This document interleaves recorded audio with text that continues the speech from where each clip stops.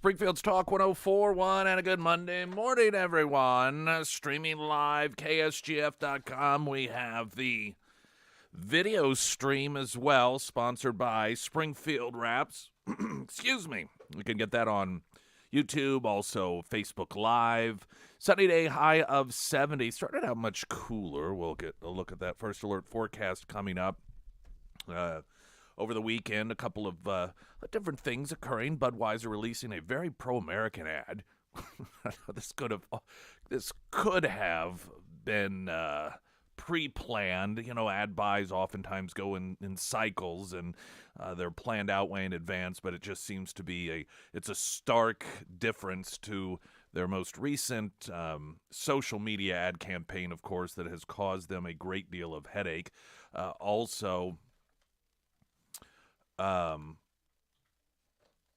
There was an article, and it's just so obvious, and I noted that you are going to begin to see the news leader in conjunction with the government is always good crowd pushing for pre-K, universally funded pre-K, and there was yet another story about how the chief of police is out there with some others, and lo and behold, those that don't have their kids in pre-K are more likely to become criminals. The thing about studies is you can have studies that say anything. You can come up with a study, and oftentimes there's legit reasons for the outcomes of the studies. What I have learned is there seems to be no curiosity as to what is going on if you have some studies that say one thing and then the other studies say the opposite. So in other words, and I touched on this last week, there are numerous studies that have come out showing that not only getting your child into government-run pre-K so-called education, not only does it not have any lasting benefit, but what more and more separate studies are finding in different areas of the country, that for some reason it actually has a negative impact on kids when it comes to grades, when it comes to crime, when it comes to the ability to keep a job, when it comes to relationships. The most interesting thing about it is there are a lot of people who have been long-term pre-K advocates who are the ones sounding the alarm saying, hey, something's up here.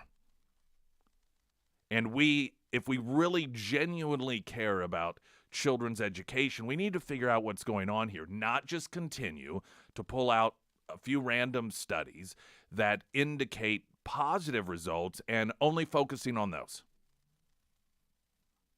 And that's what tends to happen. So and I want to share one piece from you in particular from Vox, VOX. It's left-leaning, written by an extreme leftist who's always been very adamant about pre-K, but recognizing that something is going on here. And this cliched idea of pre-K is always positive, and getting kids into pre-K, it jumpstarts their life in a positive direction. More and more studies are indicating that's not the case. But there is this tunnel vision that some people have in Missouri, and they just want to shut out all of these studies that are very legitimate studies because they don't want to hear them. They have it in their mind, we're going to get this, we're going to get this funding, we're going to push for this funding, we're going to get these kids in government-run facilities or government-funded facilities as fast as we can, as early as we can, and we don't want to hear anything about any studies that indicate we're wrong. Also, CVS, just a heads up for those of you that I'm not a CVS guy, but I know a lot of people are. We've got them throughout the area. The CVS Health's gender transition guidelines for employees is now requiring workers to address people by their preferred pronouns, preferred names, and that they may use whichever restrooms or locker rooms they wish, regardless of whether the individual identifies as transgender. I don't know how that's going to work. If as soon as you walk in, they're going to ask you, what are your preferred pronouns? If that would drive me absolutely nuts. I don't even like the forced hello. You go into some of these different places and you could tell that they have to do some sort of greeting. I know when it gets to flu season, Walgreens is notorious for, did you get a flu shot? Get a flu shot? Get a flu shot? If you got your flu shot, you should get a flu shot.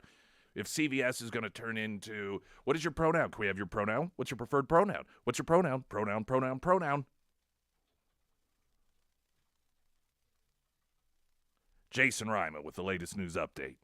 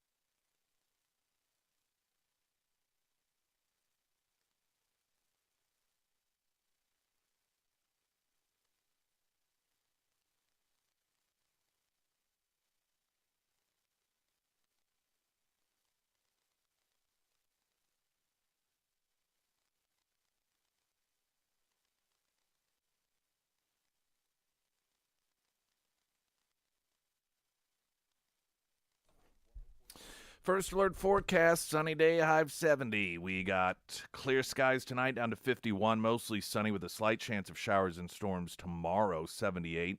Partly sunny, 77 on Wednesday and Thursday, showers, storms with a high of 74.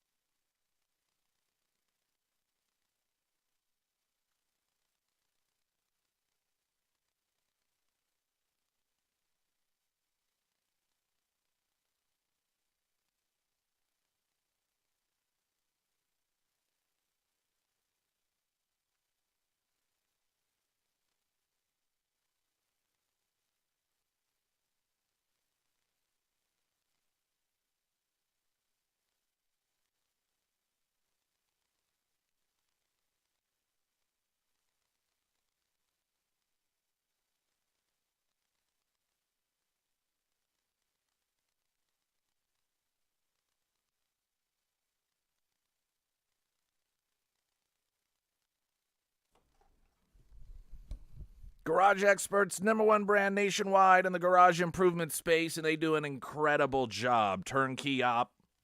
No need to hire one company for the floor, another for the cabinets, and then one gets delayed and it throws off the other, and then everyone's frustrated, and that job that was supposed to be done midweek all of a sudden is mid-month, or even worse. Hundreds of colors, choices to match your taste. Light, bright, easy to clean. It is fantastic. I could attest to it.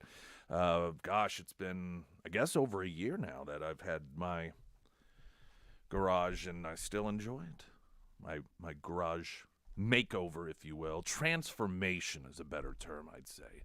Makeover makes it sound as if it's just surface stuff, but it was a complete transformation. You can see that transformation on Facebook, 1041 Nick Reed in the video section.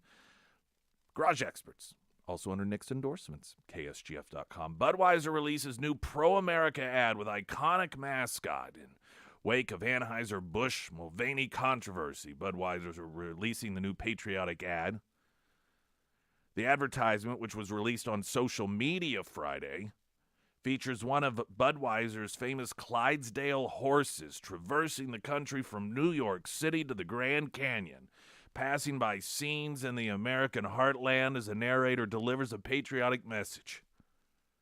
The ad's narrator says in the ad, "This is a story bigger than beer. This is the story of the American spirit." It's a much different tone.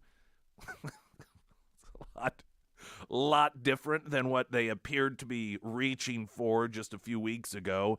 As the ad plays, the Clydesdale horse passes by some of the most famous American landmarks, showcasing the New York City skyline, the Lincoln Memorial in Washington, D.C., small towns and farmland.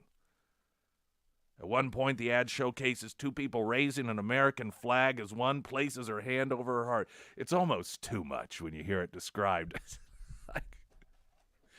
I mean, it's great and all, and had they not gotten themselves mired in the controversy that they did, it may not seem a little too on the nose, but man, it just really seems like they really want to make sure you understand.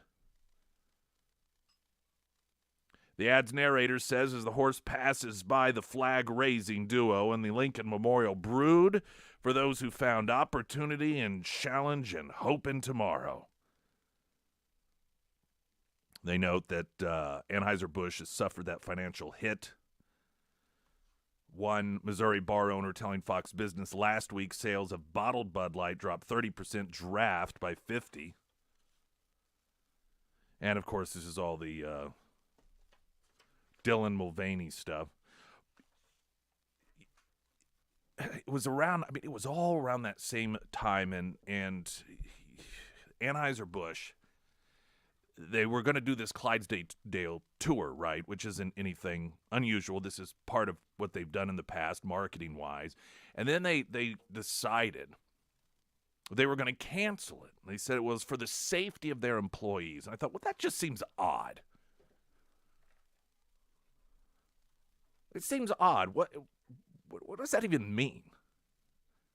In the context of this, where there's some belief that fans of Bud Light were going to be so upset that they were going to go and attack the horses or employees. That just, when I heard that, I thought, I don't know. I just don't believe that they genuinely had that concern.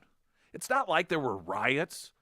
We weren't seeing people burn down liquor stores and saying, no justice, no peace. There was none of that. There was none of that stuff. There weren't threats of violence.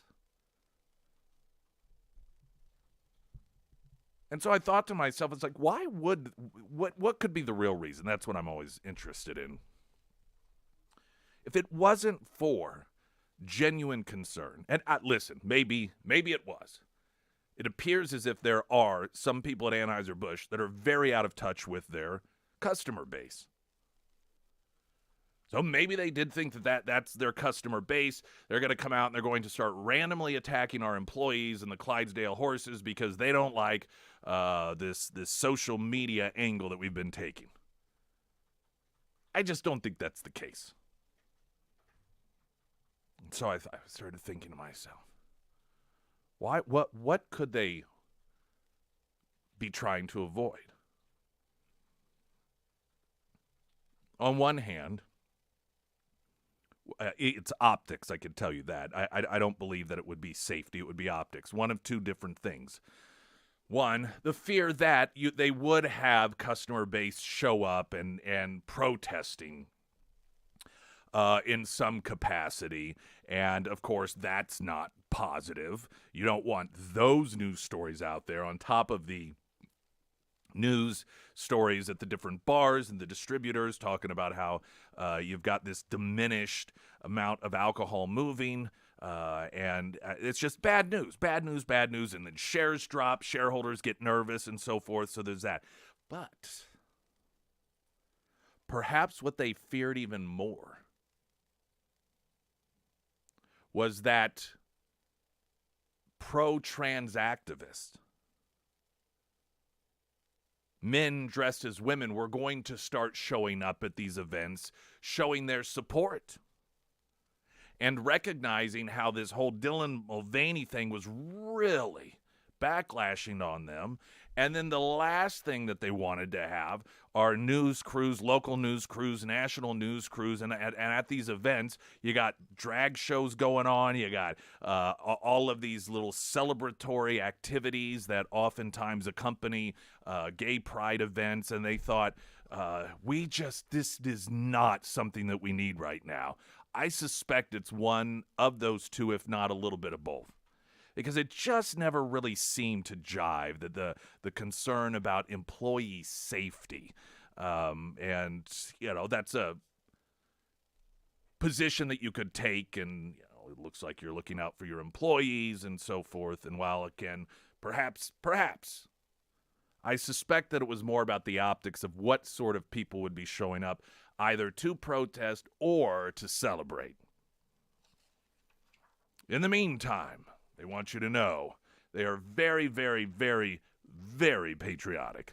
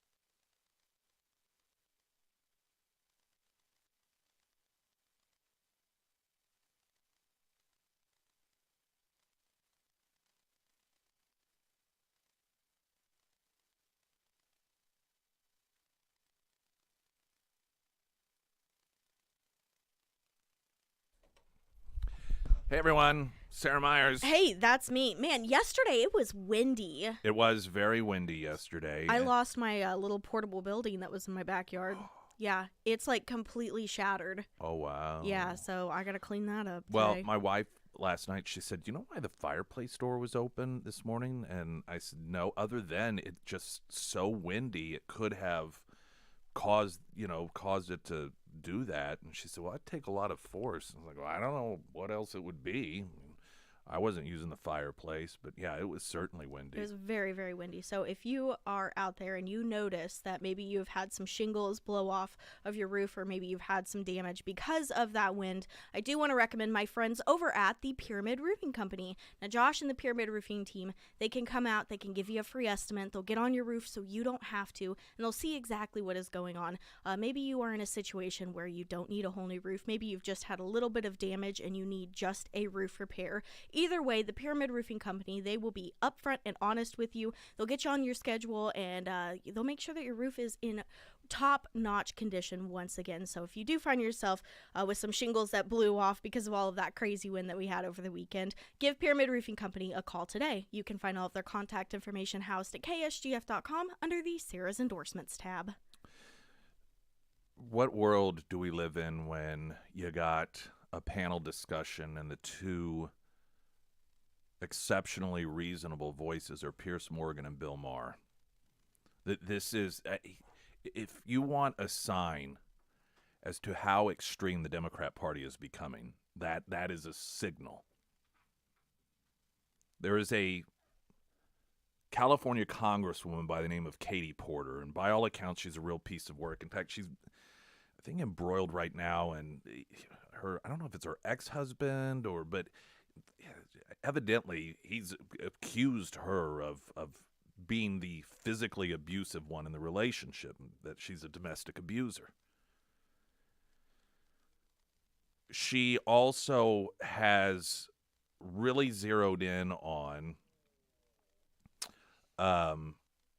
Riley Gaines. Riley Gaines is the swimming champion who has become a voice for women's rights and girls' sports. She is the one that was physically assaulted by a guy dressed as a woman out there in San Francisco and essentially kidnapped. She was trapped in a facility. They tried to extort money out of her. This was on the university campus. And Katie Porter, the Democrat congresswoman, has taken the side of the men. And there's been this bit of a public spat back and forth. And there's a discussion regarding her on Bill Maher's show, Real Time with Bill Maher, and this was Friday night. And you'll hear Katie Porter, also Pierce Morgan, and Bill Maher. You should be able to have a civil debate. Nobody, including Riley Gaines, who I disagree with strongly, should feel What do you disagree with, out of interest? I think that it should be up to sporting bodies to make the decisions about who and how should compete. What has she said that's actually wrong? I think that what she has done is try to turn this. We talked about people, using things to kind of get likes and get clicks. That's not what she's doing. It's not? I've got no truck for Riley Gaines personally, but all I've seen her do is stand up for women's rights to fairness and equality. Well, she actually competed against Leah Thomas, and it was obviously unfair. Leah Thomas won one of the races in the NCAA championships by 50 seconds against a bunch of biological females who simply couldn't keep up. That cannot be right. It cannot be fair. That is something that I think our sporting bodies should be dealing with. And by the way, Riley is speaking up for herself, and that is her prerogative, and I respect her free speech. I think she's speaking up for pretty much every female athlete in the world. I mean, wasn't that the point of Title IX? Title IX in the early 70s was something that was it was a major event in feminism, that we finally have this law that says at colleges, right, and I think high schools too, but definitely colleges, women's sports have to be given equal to men's sports, so that women aren't and this led to the WNBA and lots of other stuff. This seems to be the opposite of that. It seems to be so many instances, I think, where wokeness is the opposite of what I grew up as liberalism.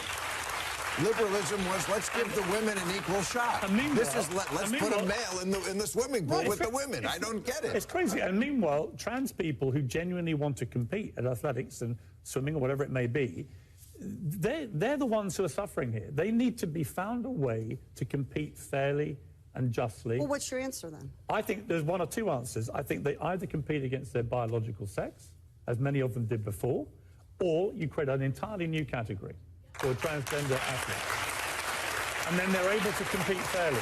But what you cannot do is continue to allow more and more trans athletes to start decimating women's records, in some cases, irrevocably. It's just not fair. This is pretty remarkable. There's a shift occurring. And I don't believe it's a shift to some degree, it may be a shift in attitude for some people. But I think it's a shift in willingness to stand up. And I want to talk about this. This is a left-wing audience. Real Time with Bill Maher. It's largely a Democrat audience. The things that they are applauding are the things that you and I are told are right-wing extremism.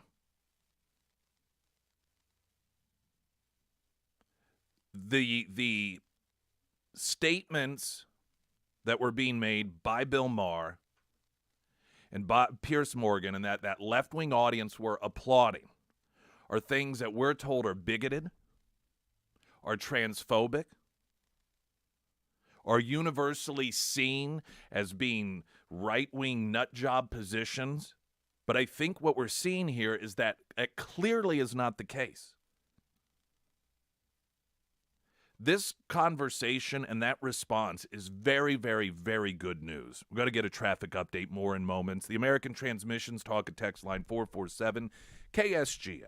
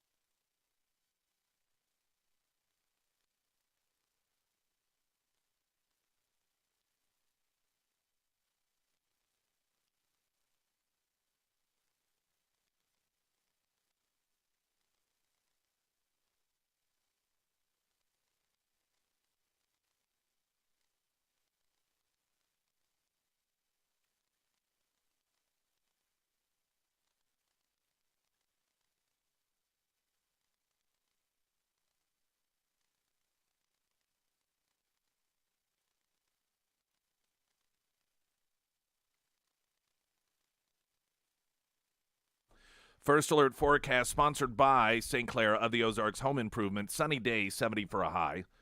Tonight, mostly clear, 51. Mostly sunny with a slight chance of showers and storms, 78 for tomorrow. Wednesday, partly sunny, a high of 77.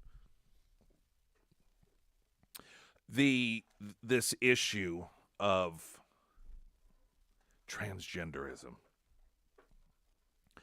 has, if it wasn't already, it has gotten to such the extreme.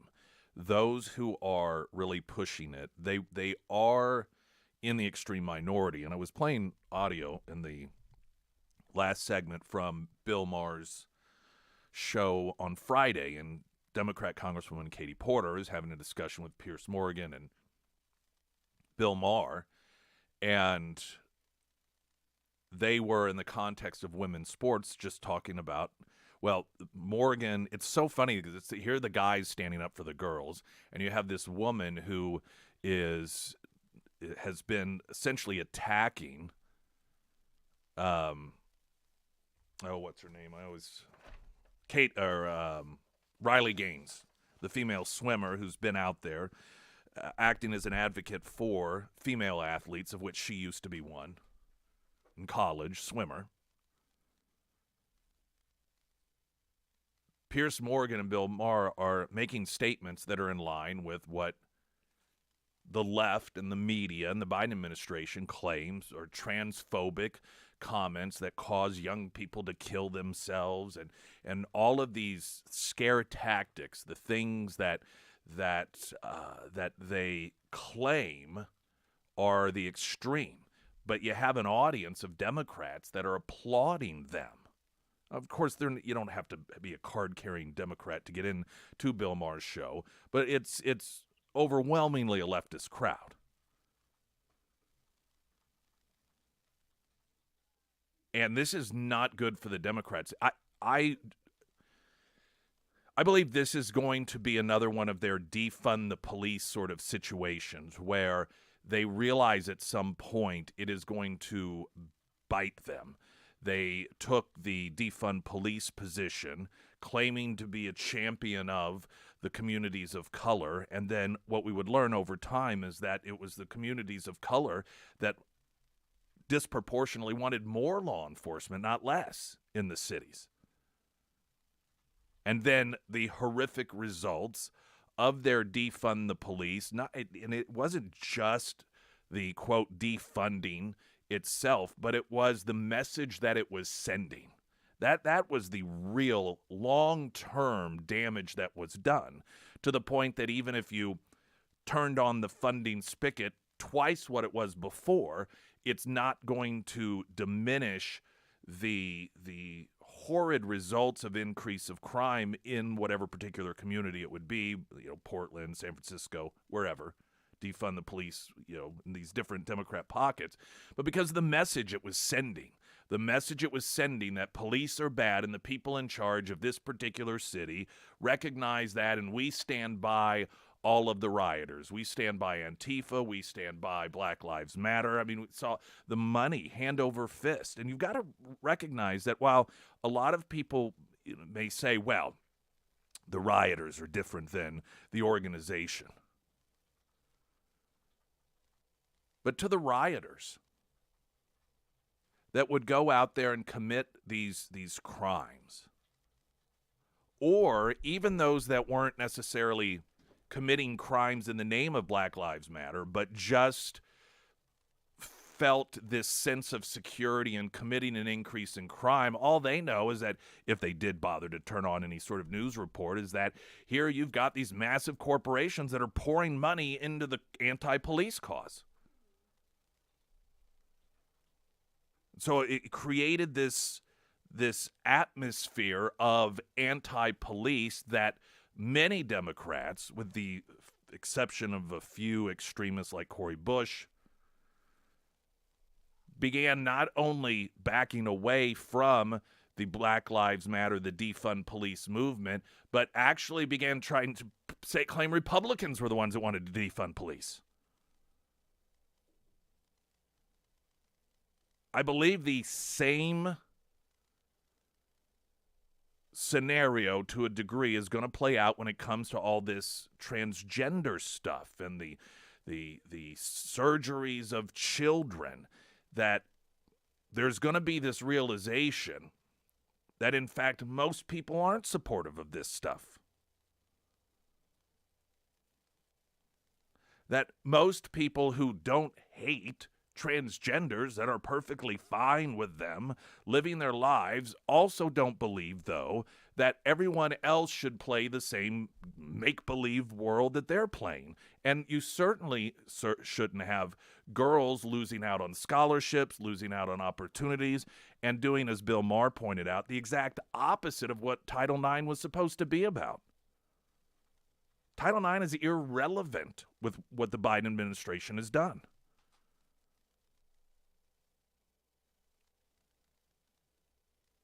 And there are numerous other countries. In fact, there's in the UK, they are preparing to pass a law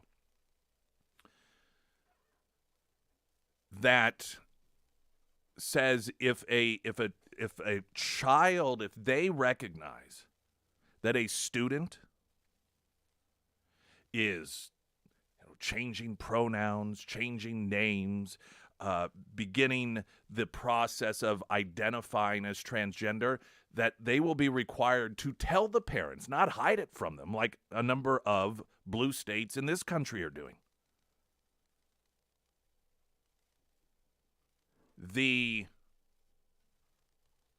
There's a whole number of European nations that are way ahead of us on this curve, and they have backed off on this stuff because they have recognized the damage that it's doing to young people. And I just, largely for the sake of the kids, firmly believe that at some point the Democrats are going to have to try to figure their way out of this one. Because the fact of the matter is, most people, and the more that I do believe there are probably some adults that are trying to be open-minded about it and think, well, they do have doctors and experts and so forth, but it's becoming unavoidable that there is a detrans movement. There's a detrans international day. You have some of these people that are now adults that were convinced when they were young that their mental health issues were because they needed to have these irreversible surgeries, and they're beginning to file lawsuits. And these things are going to make it impossible to continue with this one-tone message that transitioning for a child, no matter how young they are, is a wonderful thing to do, and we should allow them to do it. And they're going to see that, and this tide is going to turn, hopefully sooner than later, because every day that it goes by is a day that Lord knows how many kids are having irreversible damage done to them. Springfield's Talk 104.1, I'm Nick Reed.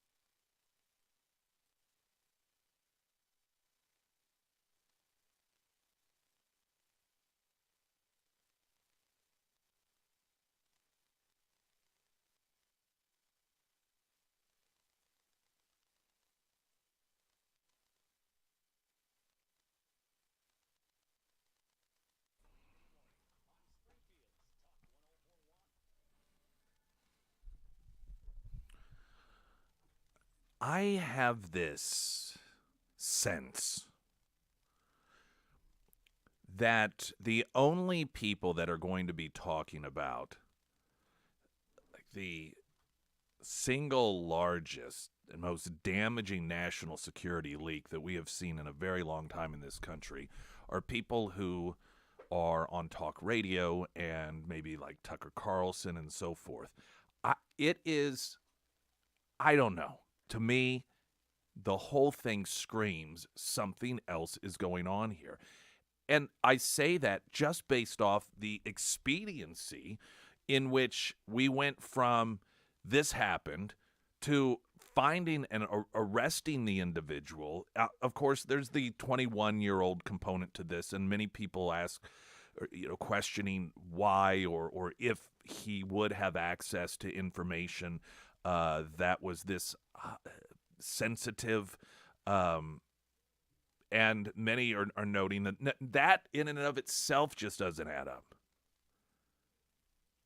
I've heard it referenced. I'm not the first one to reference this, but it does smell a bit like the Benghazi deal, where when that incident occurred, they immediately found this person that they said was responsible for it because he posted some sort of video on social media that caused anger in the Muslim world, and it was this nice, neat little package. Susan Rice was sent out. I mean, it was just bam, like all of a sudden, the very first Sunday after Benghazi, Susan Rice is out there and on 5 different morning shows talking about how it was a video, and they even arrested this guy here in the United States and put him in jail for it. And then, of course, it would turn out that it had nothing to do with that whatsoever, that the Obama administration had just decided to claim that that's what caused it.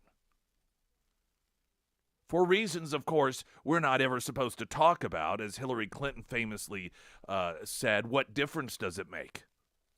The reason for the attack. And the speed, the efficiency. I mean, you think about how you've got,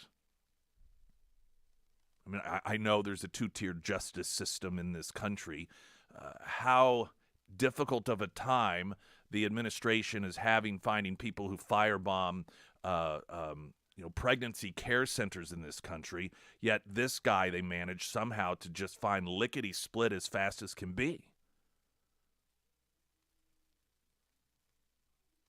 I already, like I suspect many of you, don't trust this administration, don't trust this government. That's something that they have earned. That's on them.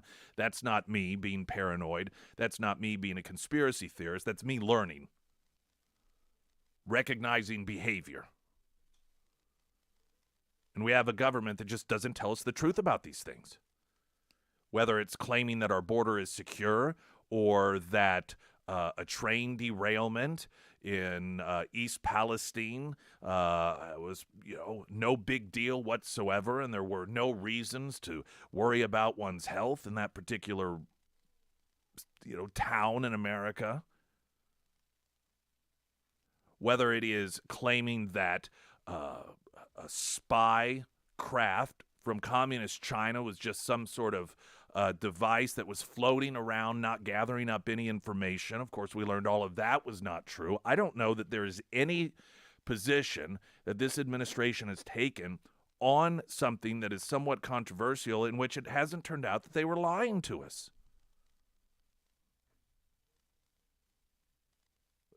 As I think through them, there's some that I realize that I've even forgotten. One of them in the aftermath of Afghanistan, and there was that drone strike. And they got out there, they were really bragging, see, we still have intelligence. See, we don't need to be on the ground in order to have intelligence. And they came out and literally claimed that drone strike was proof that we still were able to have active and accurate intelligence on the ground. And then it turned out to be a station wagon filled with charity volunteers or some sort of vehicle. Kash Patel, former chief of staff at the Pentagon, and former Deputy Director of National Intelligence, in an exclusive interview with Breitbart News on Friday, questioned the evolving narrative over the Pentagon leak, specifically that a 21-year-old Massachusetts Air National Guard reservist acted alone to leak top-secret military data. I'm going to take a break, and I'll explain his thoughts on this coming up. Springfield's Talk 1041, I'm Nick Reed.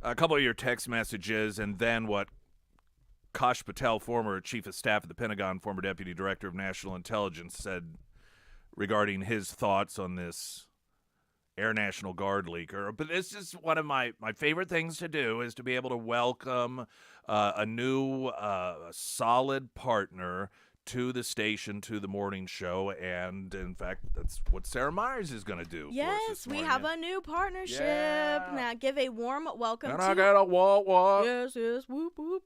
Now give a warm welcome to Avis, as in Avis, the car rental company. Now Avis, they have unveiled a new program called Avis Flex, which is a long-term rental program. And when you hear that, you might think, well, why exactly would someone need a long-term rental? And there's hundreds of reasons you might need a long-term rental, but there are several big reasons for me personally. Since I live out in the country, I drive hundreds of miles a week and sometimes even in a day, and that can lead to more maintenance for my personal vehicle, and I don't want my car to depreciate in value. So today I'm going over to pick out my long-term rental, and I'm very excited because Avis has so many options to choose from the Jeep Gladiator truck to EVs to sports cars. They have something for everyone. Now, if you are interested in learning more about the long-term rental program, or if you're just needing a rental, give Jeff or Andy over at Avis a call today. You can find all of their contact information and information on their new Avis Flex program.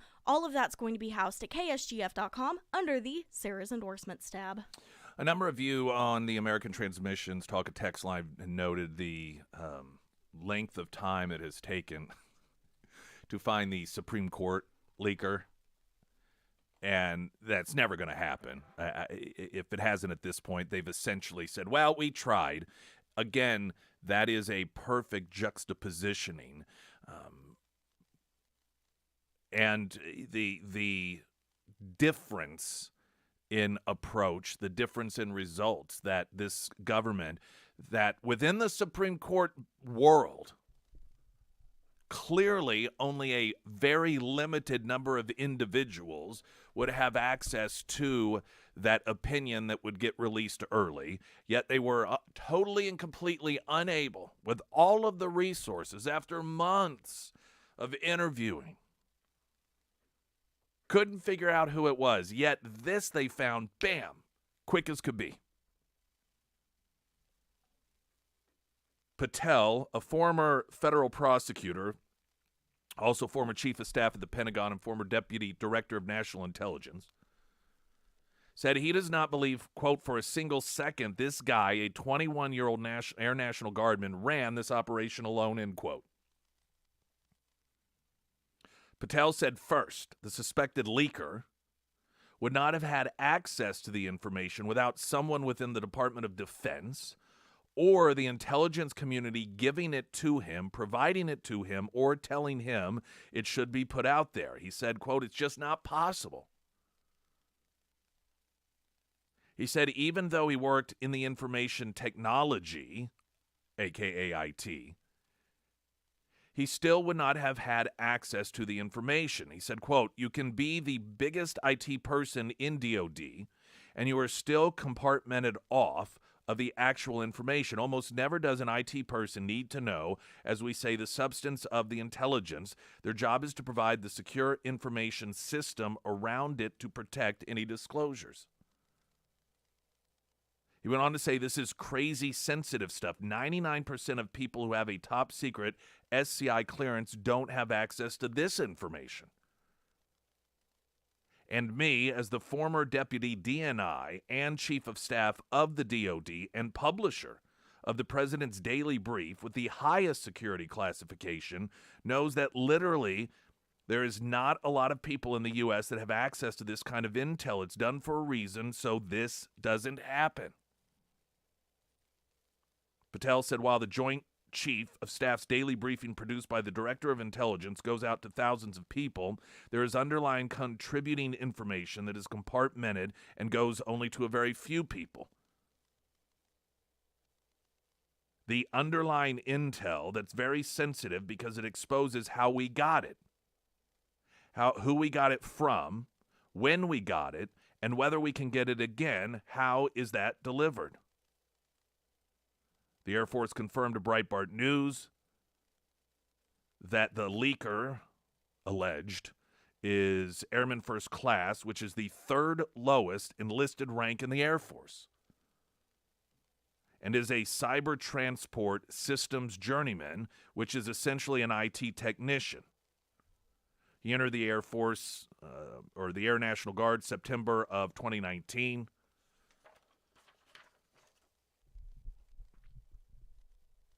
Now, I could see this going a couple of ways because, on one hand, what Patel is saying here in terms of his tenure during the Trump administration may not be the level of... I don't know what the Biden administration... everything has gone so screwy in our military, they may hand out access to this information like candy just to make people feel important.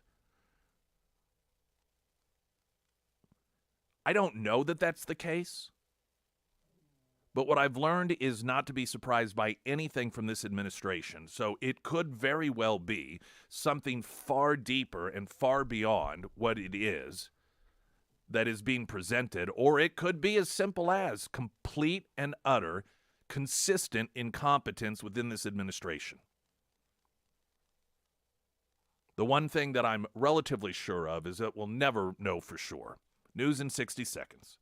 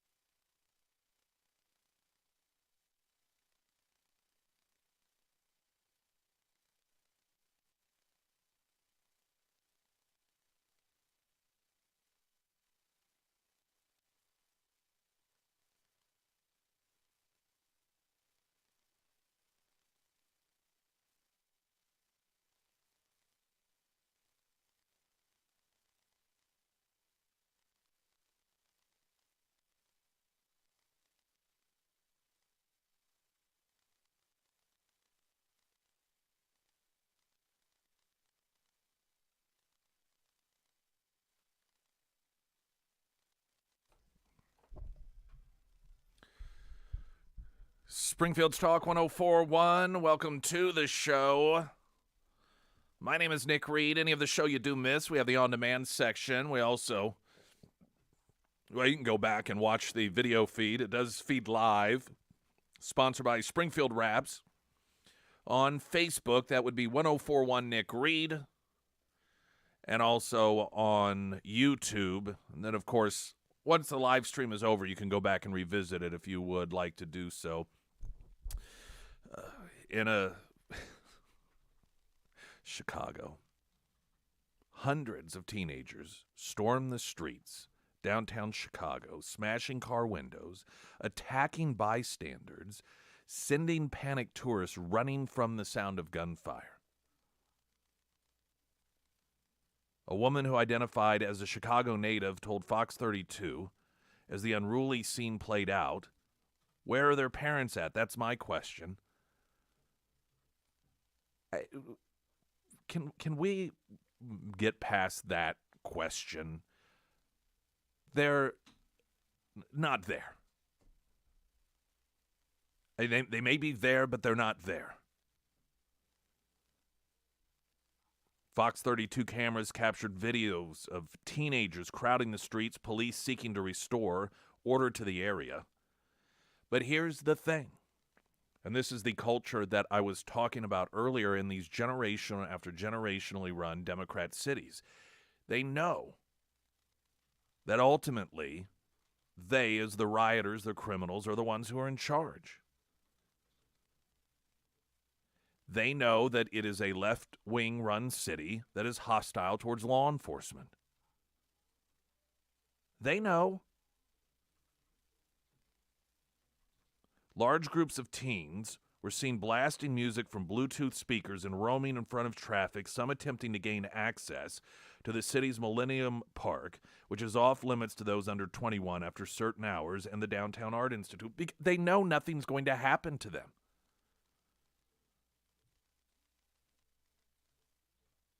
Even if any of them happen to get caught, go to jail, do you think that they really fear any sort of repercussion that will make them wish they had not done what it is that they're doing? The answer is no. They don't fear that.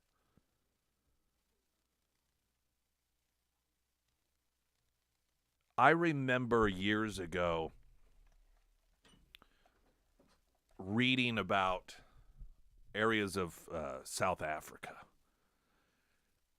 in which cars, vehicles, would oftentimes have flamethrowers built into them and these other defense mechanisms, because it was so dangerous that at any given time you could just be attacked by hordes of people.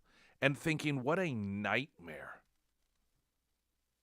What a dystopian world that must be like. But that is now here in the United States, at least in blue counties and blue cities.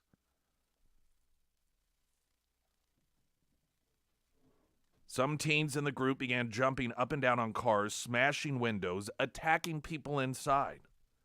One woman told Fox 32 her husband was attacked from the driver's side of his vehicle and beaten after a group of teens jumped up and down on the couple's windshield. The man was taken to a local hospital for treatment. Hundreds of police officers, assisted by SWAT teams, descended on downtown in an attempt to restore order as gunfire was reported multiple times amid the unfolding scene. And what has Chicago most recently done? When given the opportunity to turn things around, they elected somebody that is arguably even further to the left than Lori Lightfoot. In fact, he's out there. He's not even in office yet officially. I don't know when he gets sworn in. And he is downplaying, he's warning people in Chicago against demonizing the youth. While, of course, this isn't proper behavior, but let's not get all over these kids now. It's not constructive. Police were seen escorting frightened tourists who I just can't fathom going to Chicago as a tourist. I mean, of all the places in the world, I understand people who you go if you have family, maybe you lived there once upon a time, but of all the places in the world, you're going to choose, you would be better off going to Baghdad. And I'm not being facetious. Police escorting frightened tourists back to their cars and hotels to escape the chaos. And traffic on Chicago's Michigan Avenue ground to a halt as police attempted to restore order. Police say one 6-year-old boy was shot in the arm near the Chicago Loop, and a 17-year-old boy was shot in the leg. Both were taken to Northwestern Hospital, listed in fair condition, according to a report from WLS. Fox 32 reporting that the chaos appeared to be another, quote, teen takeover of the city that was planned on social media, noting that a similar scene played out in Chicago last year. The Chicago native witness told Fox 32, I understand kids having a good time, but this is simply bad parenting. We have to do better as parents. Our kids should not be out here.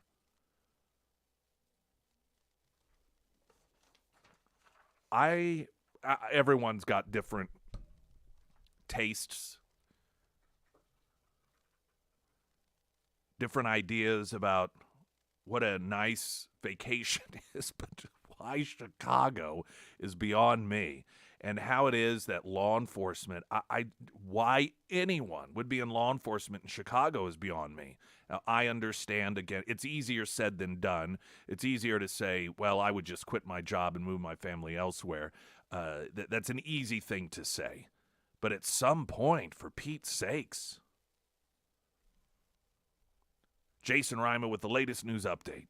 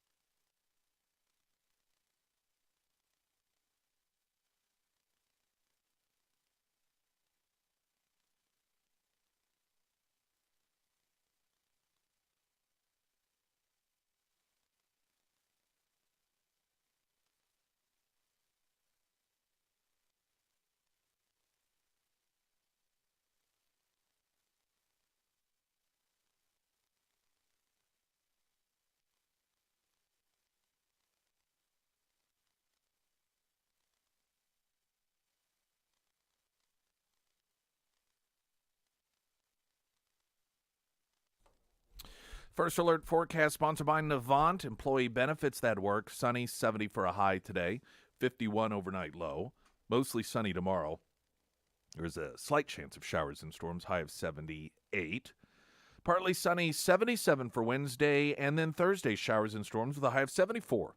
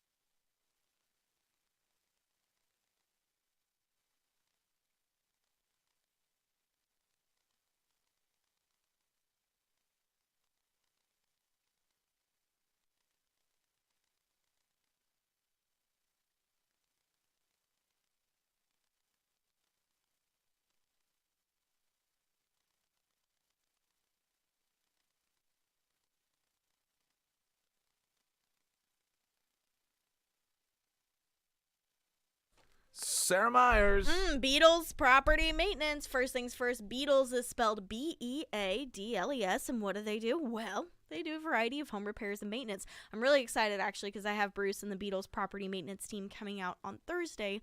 We're going to be doing all kinds of different things, including updating my lighting in my kitchen. So my kitchen will be, like, complete. I got brand new paint on my cabinets, brand new paint on the walls, the new flooring. Now I just got to complete it with the lights. So I'm very excited about that. But maybe you are wanting to do some spring maintenance because it is that season. So maybe like a deck repair, maybe a remodel, or maybe new lighting. Beatles property maintenance, they can do all of that, plus so much more. So if you do find yourself needing some home repairs or maintenance, give Beatles a call today. You can find that phone number housed under the Sarah's Endorsements tab at ksgf.com.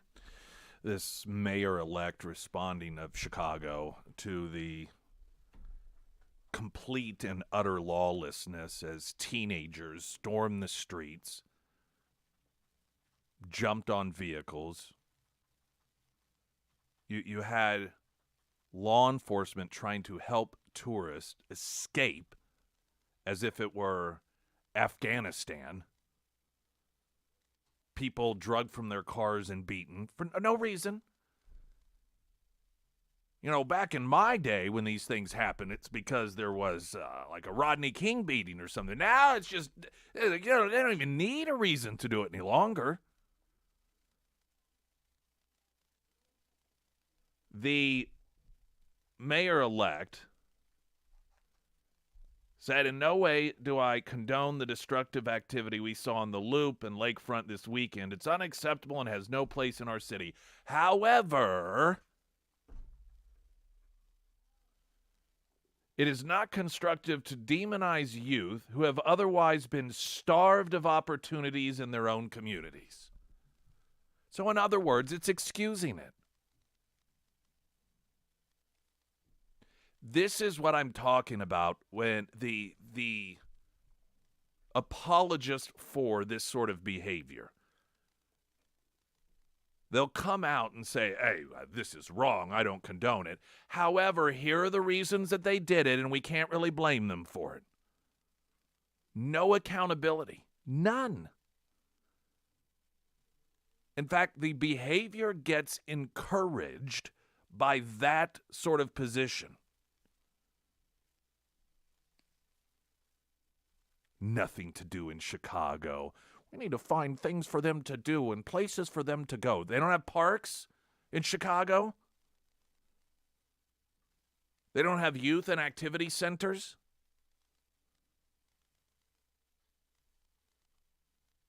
It's all excuse making. And this is why Chicago is going to go from bad to worse under this guy. And I have gotten to the point where so be it. Chicago, like so many other cities that are run by Democrats, want to be complete and utter hell on earth. Have at it. Have at it. It's like Waterworld. Total and complete, nonstop chaos.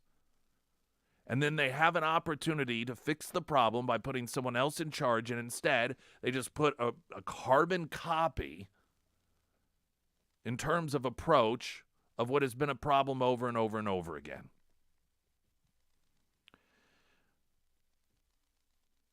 Springfield Police Chief Paul Williams joined Council for a Strong America representatives to urge the Missouri legislature to approve increase in funding for public preschool. Because if there's any industry that is proven they continue to get better and better and better, it's public education, particularly in Springfield.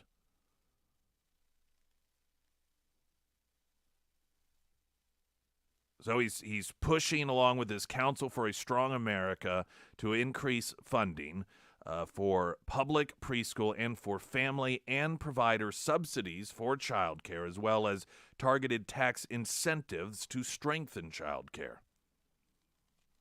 According to Tara Pascarosa, CSA mobilization director, infant care in a Missouri center averages over $10,000 a year, which is 8% more than a public college tuition. For an average single person in Missouri, she said this is about a third of their income. While a lack of child care can have economic impacts, Williams believes it also has an impact on public safety.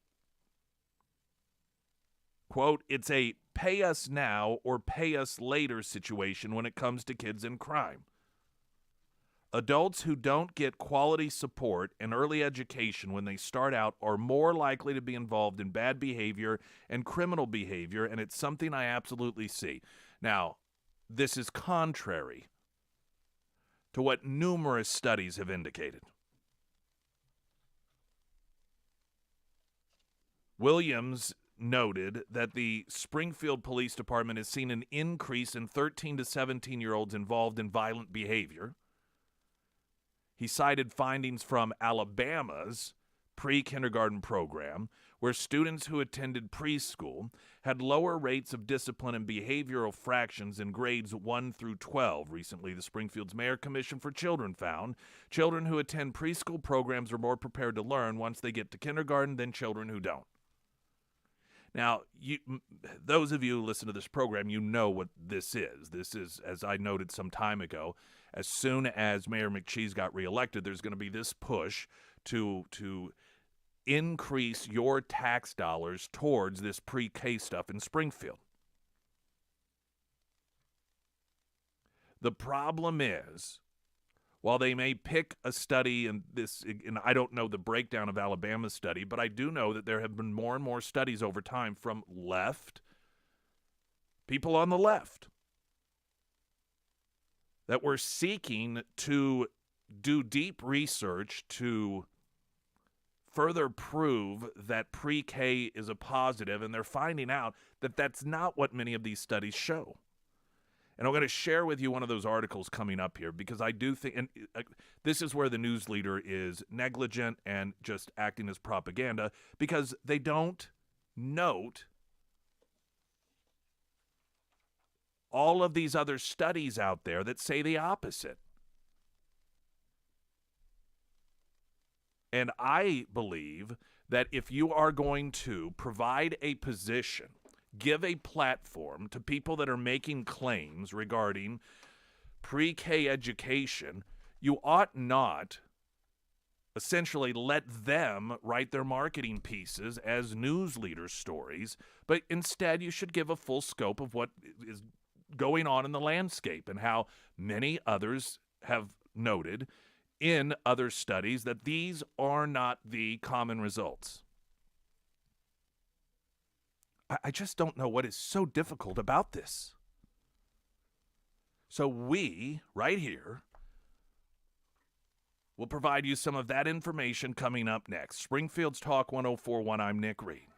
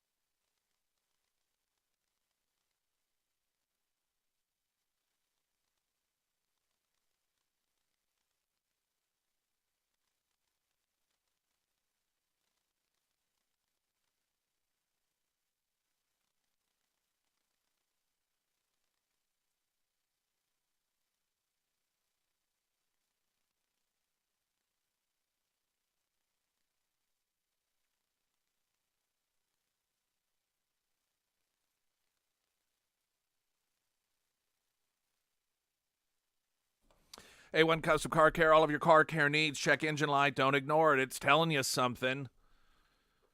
I think, well, my car feels like it's running fine. It's starting up fine. Something's off. May not be anything serious, but it's better to know. And you can have that done at A1 Custom Car Care.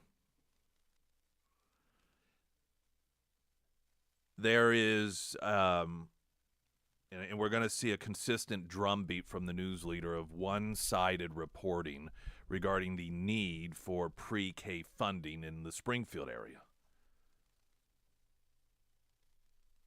And there are a couple of studies that they generally will cherry pick in order to portray this as a universally understood positive. One of the most often cited studies was from back in the 60s. And I'm not sure if you know this or not, but things are a little different than they were in the 60s. In fact, they're a lot different. The way that things are taught in school. I mean, you look at just even in the last 10 years, how our schools have shifted their focus from teaching kids the so-called basics to instead social activism and gender ideology. There is a piece that we've got to get a traffic update here because I ran a little long in the previous segment. This new study should give universal pre-K advocates pause. I referenced this and about 3 or 4 other articles that talked about 3 or 4 research projects that all were finding what the authors or researchers found to be surprising information, and that was that it's not helping, and in fact it seems to be doing the opposite, whether it's the cause of the opposite or what the deal is. Oftentimes they aren't exactly sure and say some more digging needs to go on, but in numerous studies it's showing that those who have had pre-K versus those who haven't aren't better off when it comes to grades, when it comes to crime, but in fact oftentimes are worse off. The American Transmissions talk and text line 447-KSGF. We'll get right to that piece in 2 minutes after traffic.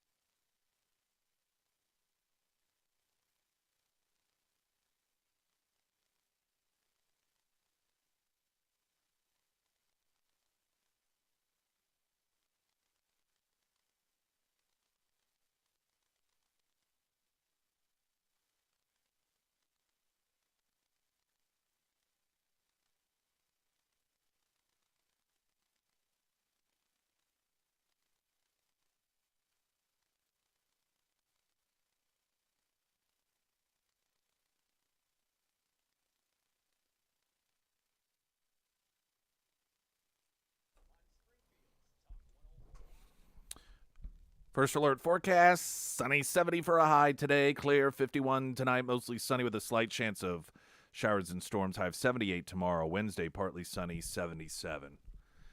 Okay, so you've got SPD chief encouraging Mo legislature to okay public pre-K funding, child care credits. In the Newsleader article, they mentioned that he cited findings from Alabama's pre-kindergarten program where students who attended preschool had lower rates of discipline and behavioral infractions in grades 1 through 12. But that's really the only reference in information that is provided in the story regarding that particular research.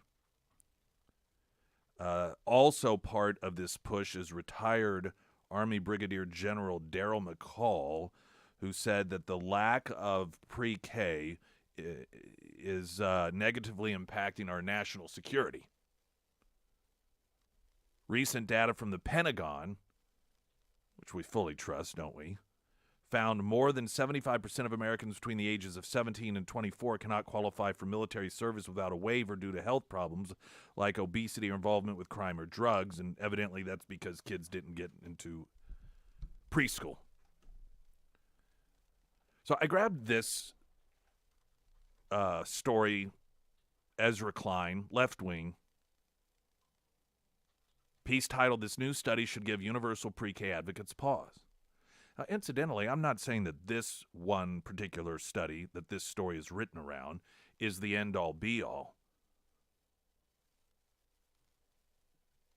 But it shows that there are numerous studies that present the opposite of what it is that the news leaders presenting essentially as the end-all, be-all. Perhaps preschool doesn't help children as much as we thought or hoped, Ezra writes. A new study by Mark Lipsey, Dale Ferran, and Carrie Hoffer finds that children who were admitted to Tennessee's pre-K program were worse off by the end of first grade than children who didn't make the cut. The study is beautifully designed. It takes advantage of areas in Tennessee where demand for the program outstrips supply, so entrance to the program was decided randomly. That means researchers could compare outcomes for kids who randomly got in with outcomes for those who randomly did not, and isolate the effects of the program. What they found should worry advocates of universal pre-K. At the end of pre-K, the results look pretty much as you would expect. Teachers rate the children who went through pre-K as being better prepared for kindergarten work, as having better behaviors related to learning in the classroom, and having more positive peer relations. Now, by the way, that is pretty much in line with what Mayor McCheese's research. He's got that organization that's, I think it's the Mayor's Something for Kids, and that's pretty much what that determined as well. The problem is those results dissipate by the end of kindergarten. By then, the group that attended pre-K is no better off than the group that did not, and then begin to actually reverse by the end of first grade. By the end of second grade, the children who attended the pre-K programs are scoring lower on both behavioral and academic measures than the children who did not.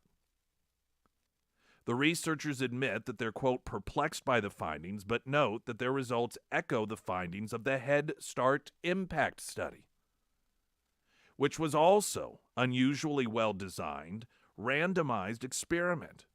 And while the researchers don't bring it up, their findings also echo new evidence out of Quebec, which launched a massive daycare program that was successful in signing children up, but seems to have slightly hurt them over time.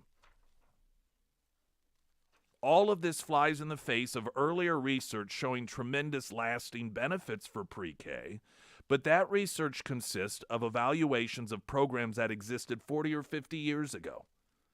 The enrollments were very small, And the programs themselves were very high quality and cost a lot up front. Sadly, Tennessee's pre-K is a lot closer to what we're likely to get with universal pre-K than the Perry Preschool Project, the most famous of those small, high-quality programs, and it was one that took place back in the 60s.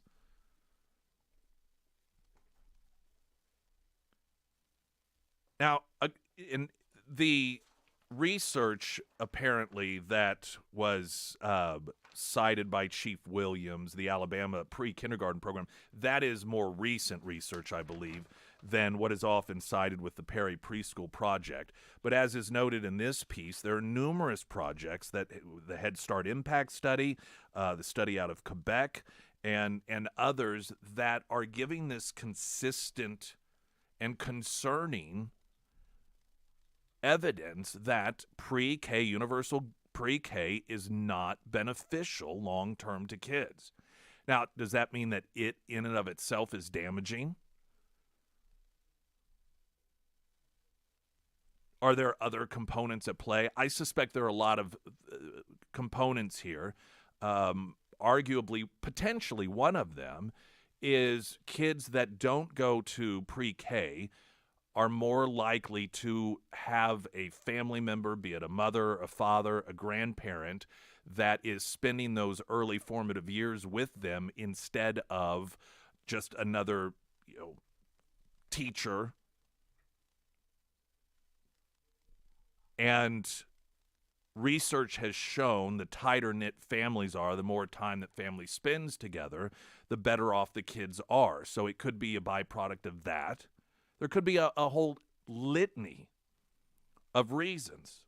Now, my point isn't here to convince you that all pre-K is damaging and that the pre-K research that claims it's beneficial is always incorrect and that there's nothing to it. That's not my point. My point is, if you're going to be a provider of information, as the news leader is,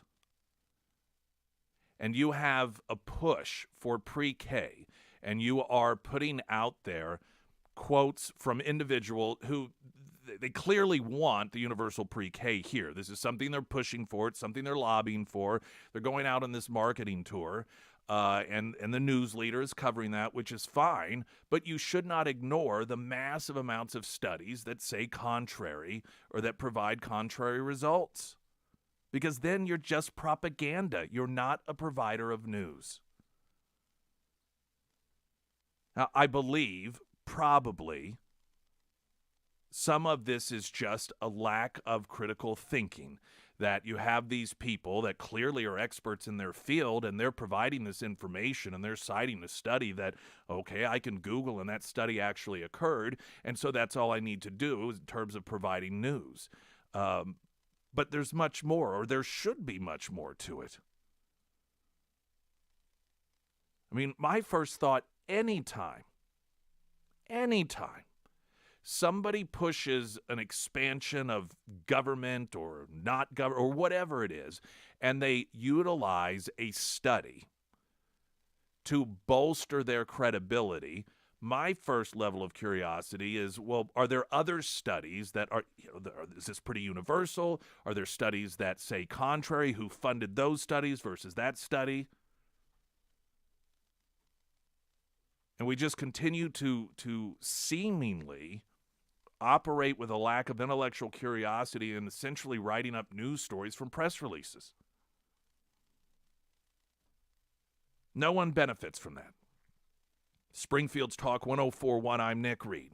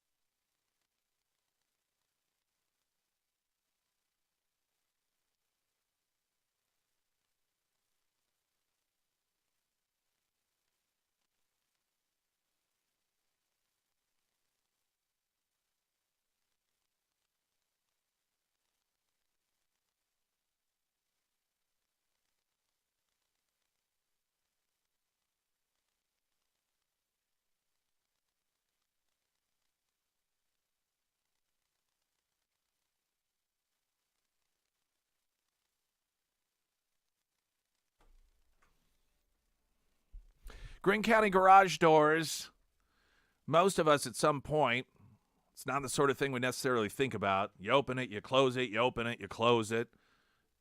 But man, when that garage door doesn't open, is that a problem or what? Sometimes it may just need to be repaired, but what I found is that oftentimes a complete upgrade is certainly well worth it for the look, the value of your home, and just the amazing technology that it comes with the openers themselves any longer, and how amazingly quiet they can also be.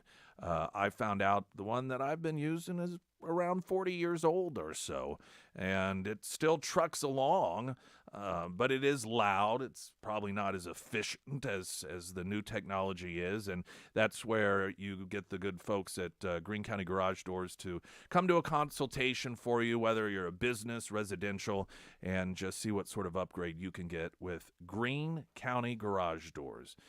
The American Transmissions talk and text line 447-KSGF. We go to Dr. Lilly. Welcome, sir. How do you do? Just fine. Good. I am glad you mentioned the Perry Preschool Project because everybody says, "Oh, see, this is the example of where it works." Perry Preschool, and this was in Ypsilanti, Michigan. It was specifically designed for inner city kids that were partially mentally challenged. They had IQs from 60 to 80. And so this was a specific population that they were looking at. And the biggest factor was how much time the mother spent teaching the child, and the education level of the mother were the biggest factors in how well the kids did.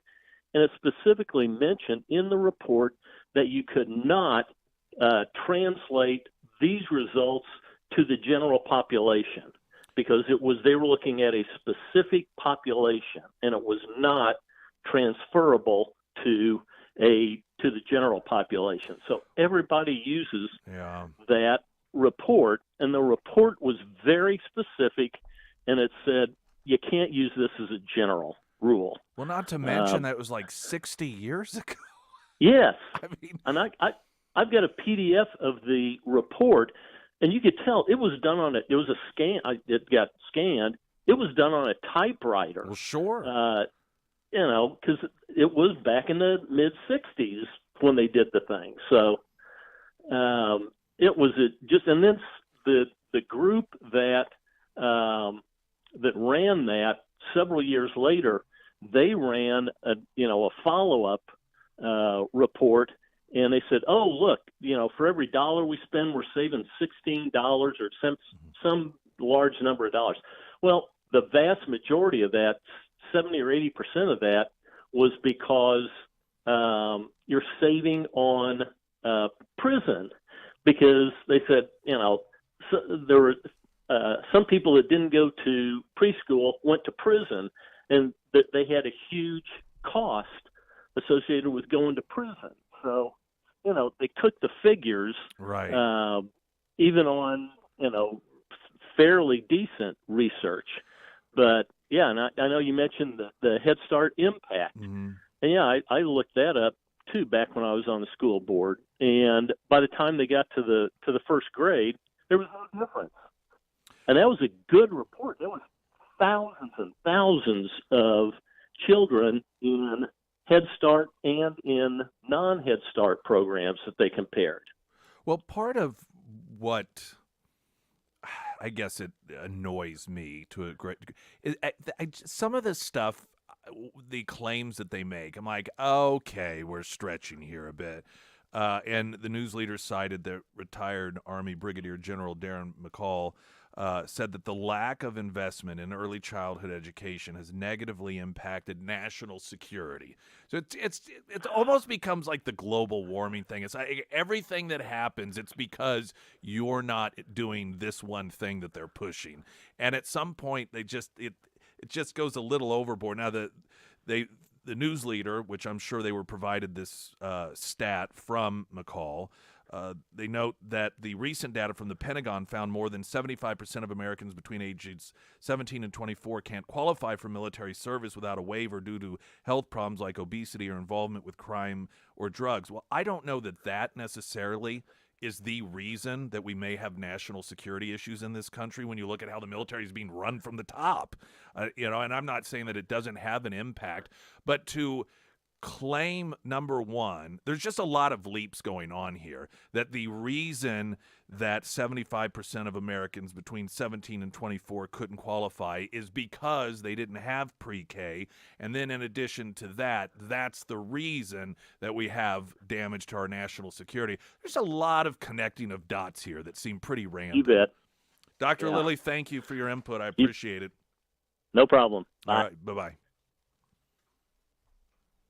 It just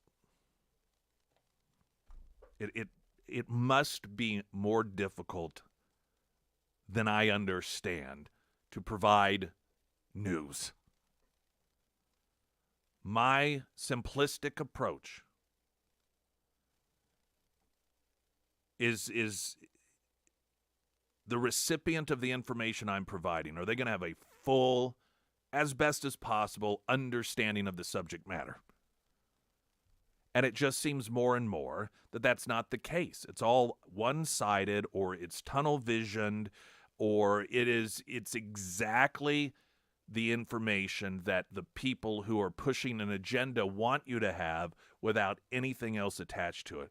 Just curiosity can take you to great places.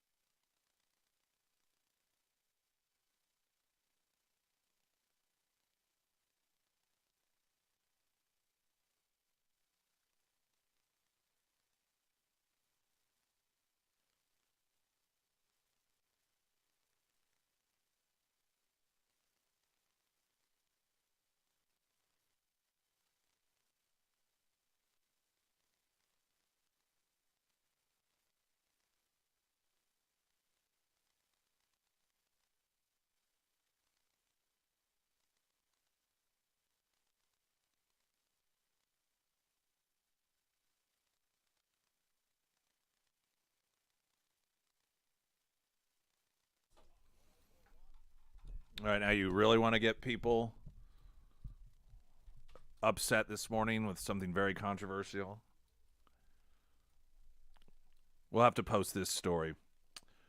And I guess it's actually a Color 10 story. I found it elsewhere, but this is Color 10. How do you pronounce Whataburger? A linguist weighs in on the debate.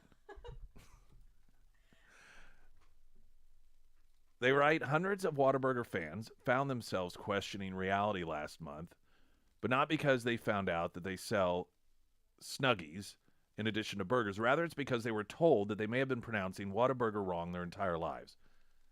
The team behind the restaurant chain recently suggested on Twitter that Whataburger is pronounced What-er Burger, WATERBRRGRRR, a pronunciation embraced by many Texans, but not directly conveyed by the spelling of the word.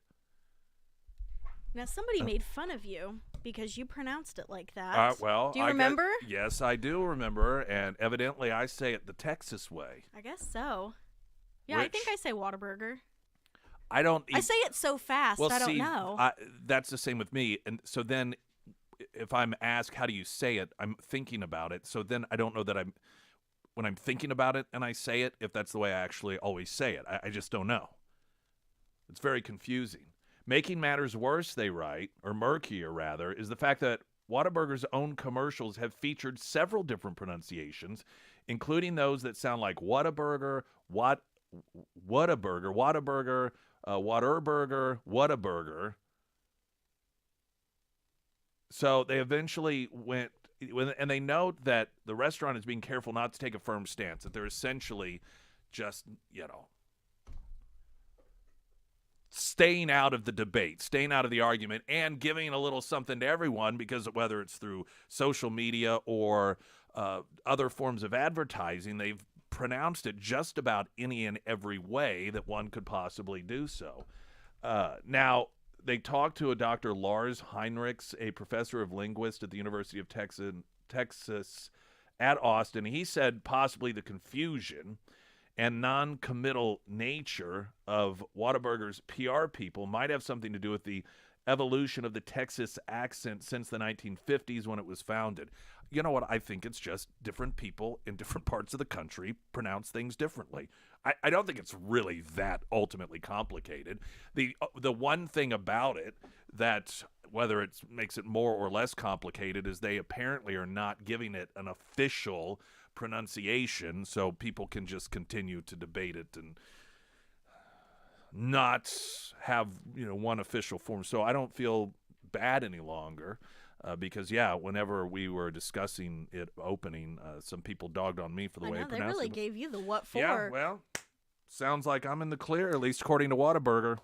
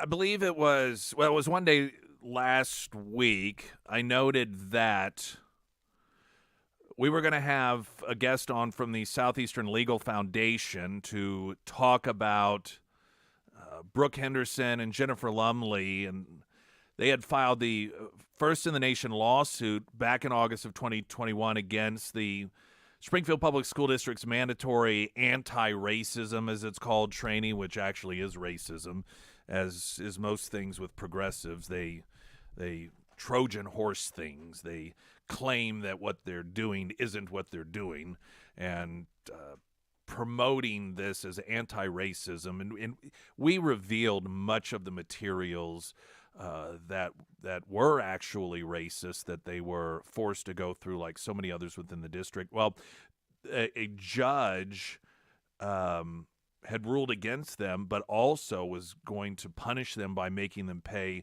over $300,000 in the Springfield Public Schools legal fees, which, of course, then is a strong message to any whistleblower within the Springfield Public School system. You keep your mouth shut. Otherwise, we will destroy you. And that's what they're facing financially, though there will be appeals. Well, anyhow, because of a goof on our end, that is going to be moved to tomorrow instead of having it this morning. We got our times kind of crossed, and so because of that, we're going to have that rescheduled for tomorrow. So that will be the Southeastern Legal Foundation will join us and give us some insight into that. I do want to share with you, Congressional Probe has uncovered the tie, or a tie, between Biden campaign and the security letter dismissing Hunter's laptop. This is the letter that was signed just randomly by 50-some folks in the intelligence agency, and they were telling us all, hey, that Hunter laptop thing, oh, that clearly looks like Russian disinformation. It has all the earmarks. All of them just randomly came to the same conclusion. I thought it was very odd. But, who spearheaded this whole letter thing? Somebody had to have felt so passionately about this Hunter laptop story and keeping it out of the news that they reached out and they were contacting all of these other individuals, dozens of them, to all sign this letter in unison, claiming that to them, in their expertise, had the earmarks of Russian disinformation. Well, it appears as if it may have been the Biden campaign. Isn't that absolutely shocking? Just the News has some investigatory info on that we'll share coming up.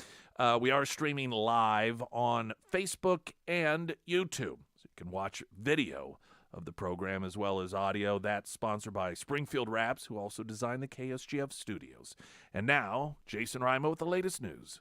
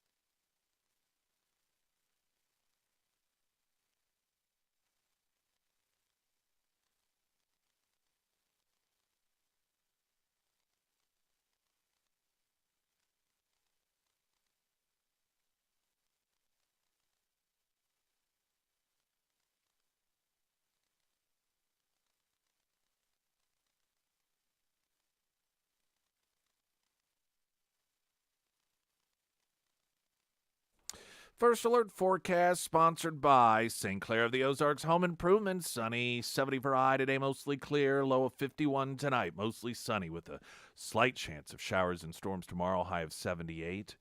Partly sunny Wednesday, 77, and then showers and storms Thursday with a high of 74. Just the News' John Solomon reporting, aided by two Obama-era witnesses, congressional investigators led by House Judiciary Committee Chairman Jim Jordan have developed the first evidence that a letter from security experts that falsely dismissed the Hunter Biden laptop as Russian disinformation during the 2020 election had ties to Joe Biden's presidential campaign. Well, now that's just craziness. Color me shocked. I can't help as share this information with you, thinking that these are the same people. It's the same community, if you will, that is telling us that within hours, almost, certainly within days, of our government apparently becoming aware of that national security leak, that they found that guy right away, and everything's good and taken care of. We found him, everyone. Don't worry. We have it all taken care of from here. These are all the same people. And I don't mean specifically, but it's the same world. The same Biden administration. The same, folks that shape the narratives here. And it's just one thing after another with these people. All right, what Jim Jordan has found here and coming up in moments, the American Transmissions Talk and Text Line 447-KSGF. I'm Nick Reed.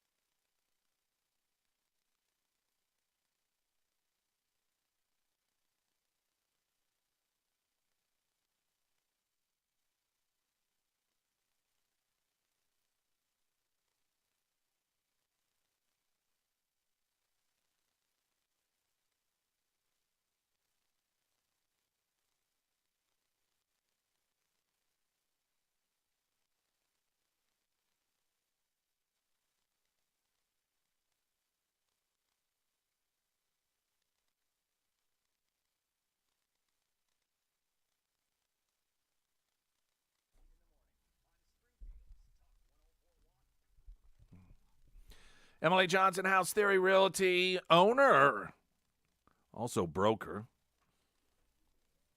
And she talked about this on Friday. Her husband, Will, he is a realtor as well, and he specializes in the farmland stuff. And so they got area of expertise all over the place. She just does a tremendous job. It's why I've used her. It's why Sarah used her. It's why so many of you have used her, and you can read those reviews. And if you haven't posted any reviews in your experience with her, it'd be a nice little public service community, public service for the community you can do, because a lot of people out there, they just don't know where to go, and it can be frightening and overwhelming, and you can do your part in letting them know in detail why it is that you, like so many others, have chosen Emily Johnson House Theory Realty. All right, so Jim Jordan has told Just the News he expects to release a report from the House panel on weaponization of government later this month that lays out evidence and the players behind that letter that falsely claimed the Hunter laptop story was just fake information that was created in order to get Trump elected president by the Russians, see. It was all part of the collusion. And it would turn out, not only was that not the case, but the FBI, because the FBI had the laptop. So they were all, to some capacity, working with one another in order to try to rig the election. And what this investigation is apparently finding is a direct connection between the Biden campaign and the deep state.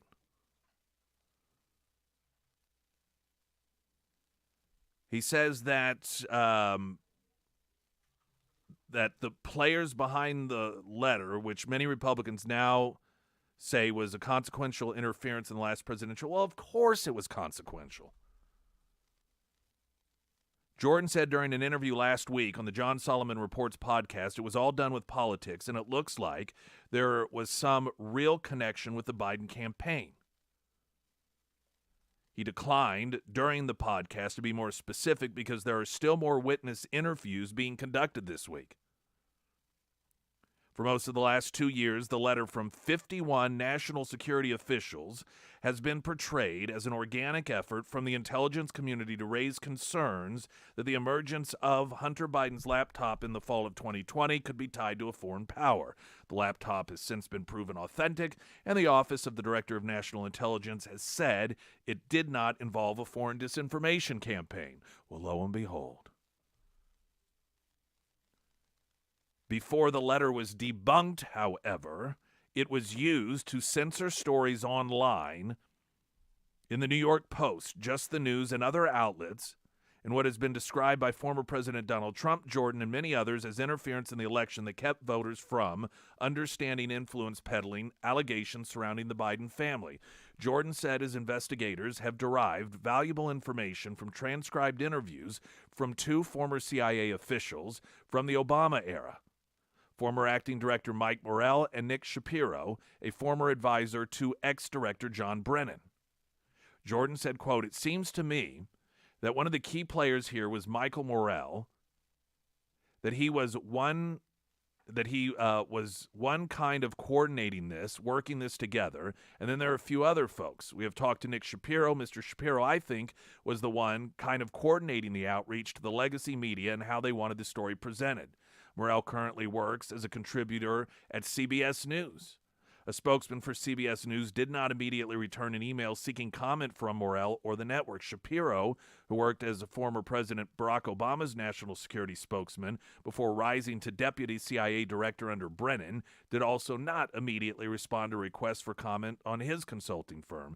Jordan said the specific ties to the Biden campaign will be divulged in the interim report after additional transcribed interviews are completed.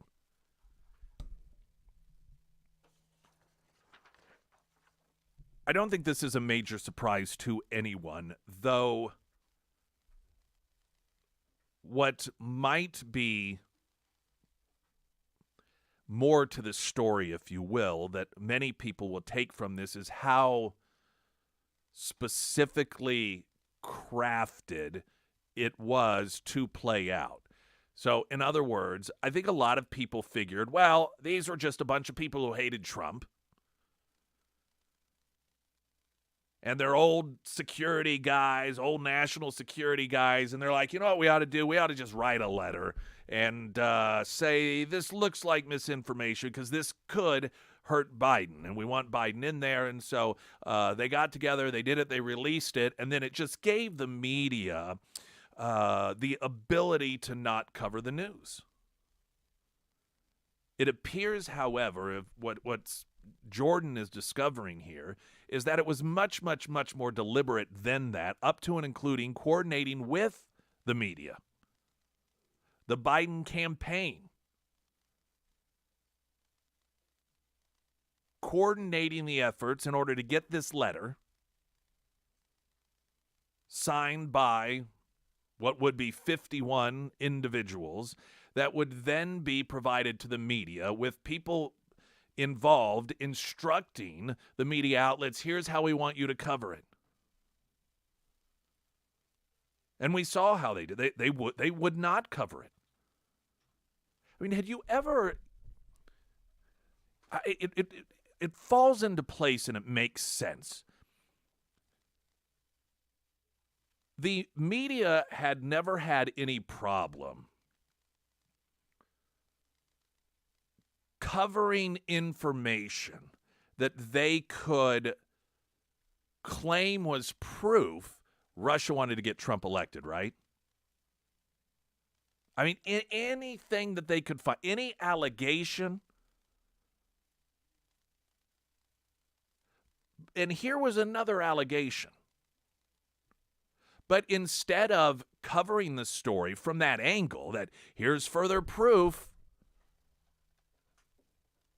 that the Russians are trying to get Trump reelected, because here's the disinformation campaign that you've got 51 people who aren't political at all. I mean, these are individuals who we owe a great deal of respect and honor because of what they've done in order to try to protect our country. And here they continue to do it, even some of them in retirement.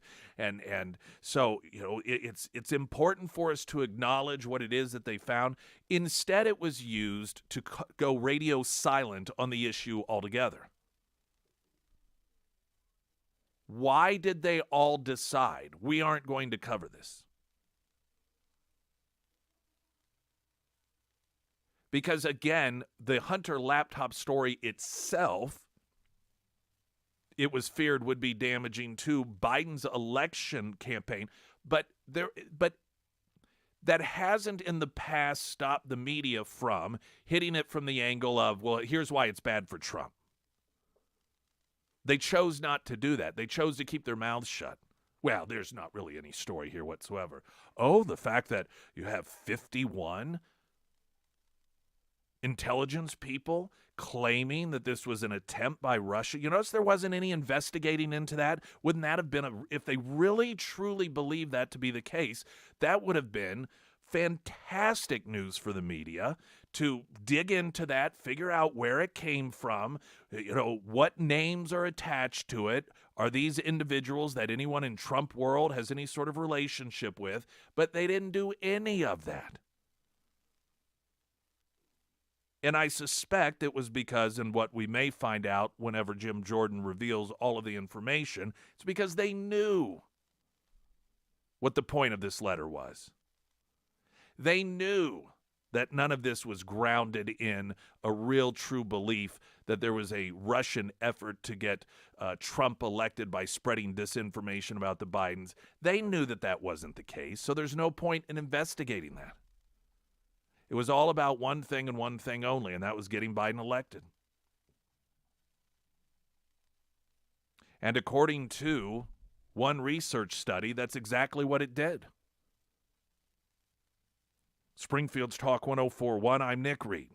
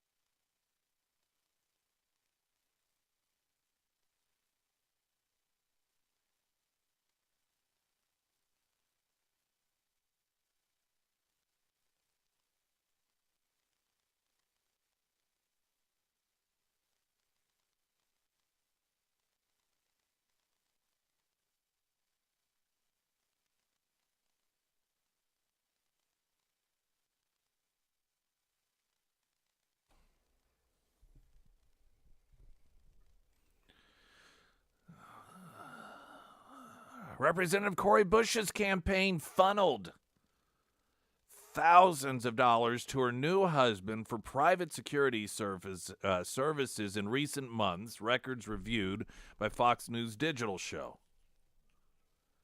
The Missouri Democrats committee pushed $12,500 to her spouse, Courtney Merritt's, between January and the end of March, according to her campaign's newly released filings. Democrats have a real knack for this, and I'm not saying that it doesn't happen with Republicans, but it seems as if it is not unusual to have a story of a Democrat lawmaker that is funneling money to a family member. During this same time, the squad member also moved $26,000 to the St. Louis-based Peace Security, which hires several security operators with military or law enforcement experience despite her opposition to them, the website states. Bush has been among Congress's top spenders on private security, which she said she needs because there have been attempts on her life. Since 2019, she dropped more than $500,000 into the personal detail, which primarily has gone to Peace Security.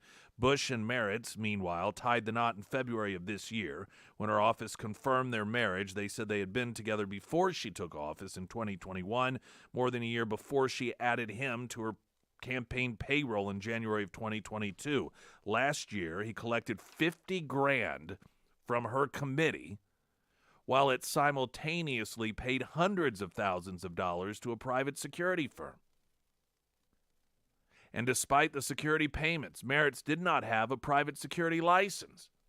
As of late February, individuals must have a permit to perform security functions in St. Louis and its neighboring St. Louis County, which encompasses Bush's entire congressional district. So in other words, he was not complying with the same rules that everyone else is supposed to comply with, or he wasn't performing the duties for which he was getting paid. Merritt's also did not appear in a Washington, D.C. database of licensed security professionals. Bush's campaign did not respond to several prior emails on the matter. Well, of course not. Why would she bother? She's a Democrat. Democrats in Congress are like these teenagers in Chicago. They know that they have the run of the place. They know they can do whatever they want, and they're not going to be held accountable. She's no different. Bush's security payments became a point of contention after Fox News Digital first reported on them in July of 2021, prompting CBS News to question her about the cash and whether hiring security was hypocritical while she advocated defunding the police. They would rather I die, she said. See, this is the world that they get to live in versus what they expect everyone else to live in. Well, I need protection. Oh, but people of color in the inner cities don't? The progressive lawmaker said she would ensure she has security because she has had attempts on her life and has too much work to do. She said, quote, so suck it up and defunding the police has to happen, end quote. As has become standard for members of the Democrat Party, separate rules. Traffic update now, I'm Nick Reed.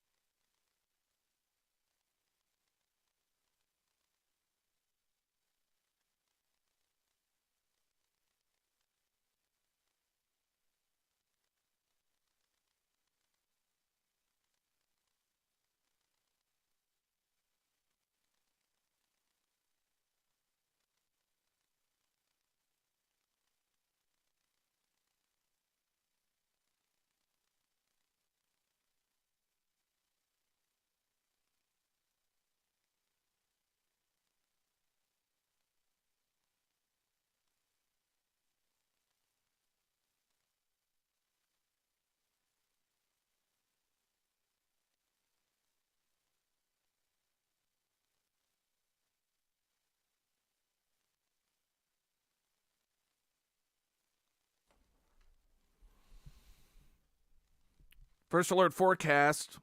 Sponsored by Navant Employee Benefits that work. Sunny 70 for a high today. Clear 51 tonight. Mostly sunny with a slight chance of showers and storms tomorrow, 78, 77 on Wednesday. And then showers and storms possible Thursday, high of 74. Don Carricker, iwantagreathomeloan.com. Any home loans you need, any questions you may have, that is your place to start. You got Don, you got Anthony, you got Alex Carricker. You have other teammates as well that are there to help you 7 days a week until 9 o'clock at night. And before you even begin to look at a home, go through that process, because it can be the difference between whether you get it or that other person who makes an offer gets it. If they've got that approval letter, even if they come in an hour after you, but they've already got that in hand, guess who gets the home? So make that step one, iwantagreathomeloan.com, because you do. Let's see, which of these stories?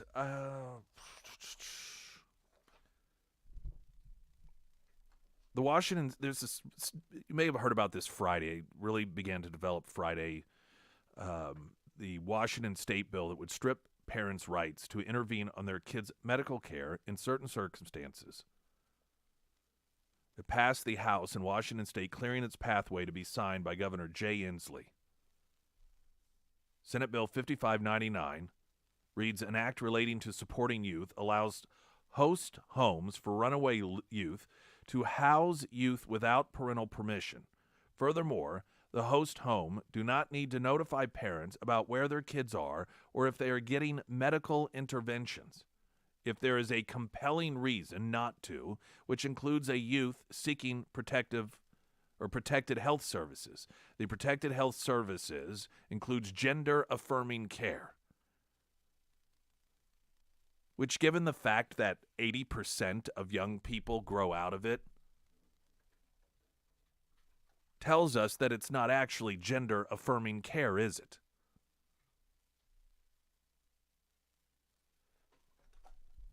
The government in some states are clearly worse than others. The bluer a state is, the more that they are reducing mothers in particular to the name that, given the circumstances, the world they're creating for women is a term that's appropriate, and that's just birthing person. Democrats used to claim that Republicans just wanted the women barefoot and pregnant.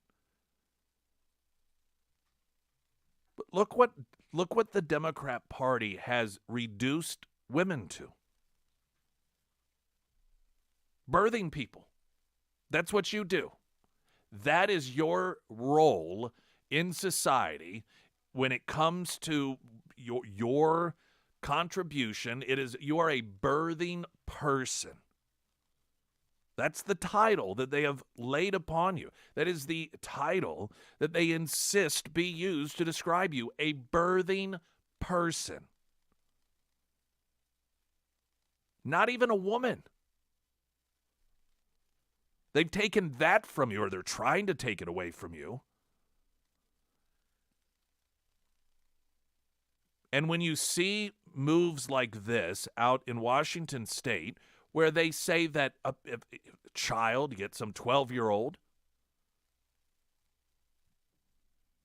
that is coaxed into the idea that their depression can be all washed away with some irreversible surgeries, and to make sure that the parents don't know about it, can't prevent it from happening.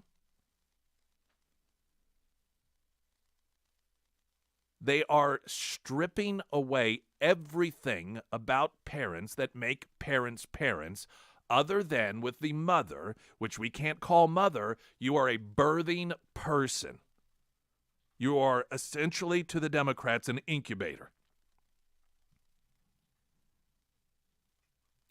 Everything about womanhood has been, in their minds, it's stripped away, and it's something that any guy can have. The unique woman-female experience is no longer that. You have one purpose, and that is to be a birthing person. And for a political party that liked to once upon a time point the finger at the political opposition and claim all they saw women good for was having babies, I mean, look at it. Birthing person. Outside of that, you are not to tell your children they can't have surgery. You are not to you certainly can't implement your morals unless it's approved of by the government. And by the government, of course, that means the Democrats. You are not to have a say in their education. If so, you're a potential domestic terrorist, as indicated by the Department of Justice. It is, to me, almost incomprehensible that any woman would continue to be a Democrat in this country today. Do you not see what they are doing to you, what they have declared you to be? Just a body that gives babies. Outside of that, you are not to have any say in your family. You're not to have any say in your children, in your children's education, in your children's health decisions. Now, they'll let you feel like you do as long as you agree with the state, as long as you agree with the Democrats' position as to where your child should stand when it comes to religion, when it comes to social activism.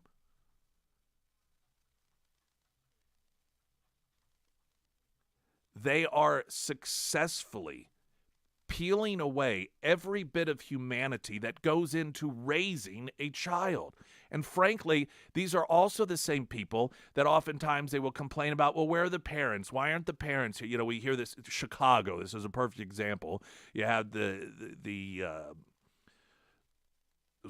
hundreds and hundreds of teenagers just running rampant, beating people, smashing up storefronts and cars, and a lot of parents or a lot of people are saying, where are their parents? Well, the left continues to diminish the role of the parent. That is the part of growing up that gives us our humanity.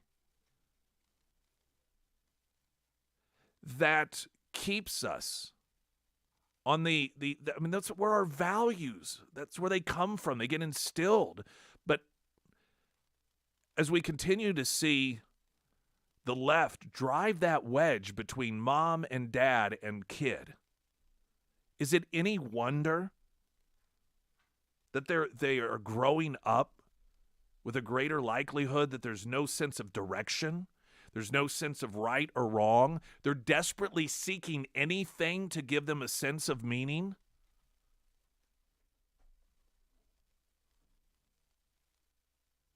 And those who are driving the wedge, who are peeling away the children from their parents, are the ones who claim that they're doing it to make it a better world. That they're doing it for the children. Yet look at the results. Total devastation.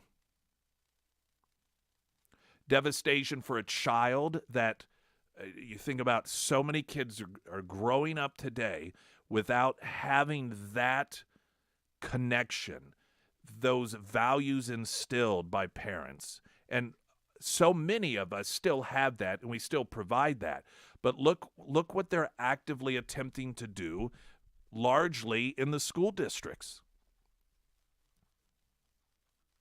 Telling kids to hide their transitioning from their parents. Telling their kids to hide even tests and studies and workbooks from their parents. Once upon a time, that was the single largest red flag that a child was told to watch for, and that is another adult saying, don't tell your mom and dad. But now that's become the MO.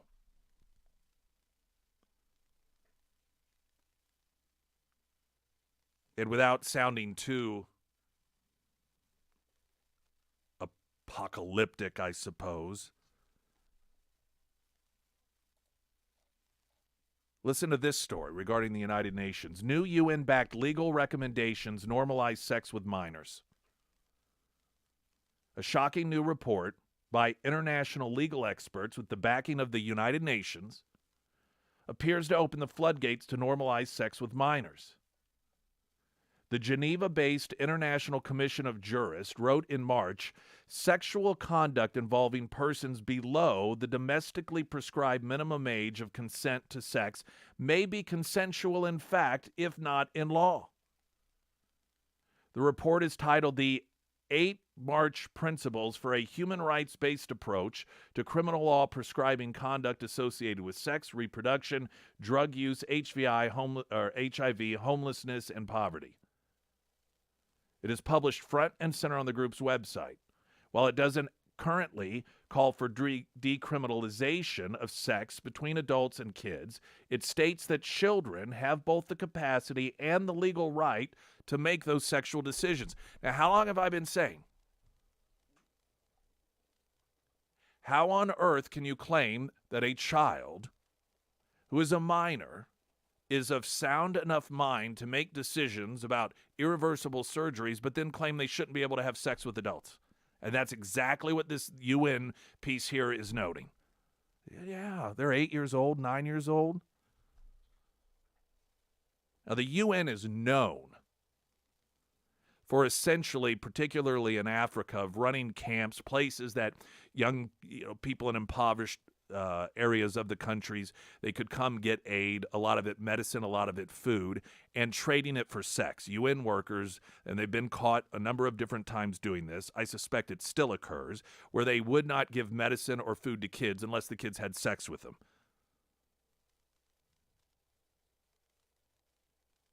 This movement by people on the left to normalize sex with 8, 9, 10-year-olds. And according to this UN report, there is no bottom age. There is no minimum age.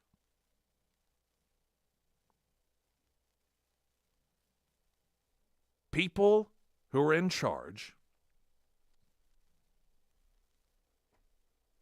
are taking advantage of their positions in order to normalize child rape.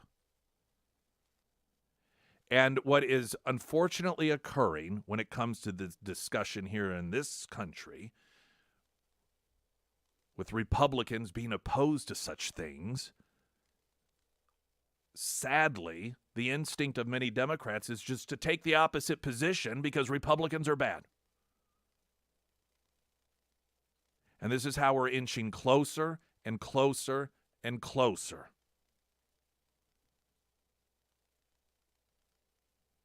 Springfield's Talk 104.1, I'm Nick Reed.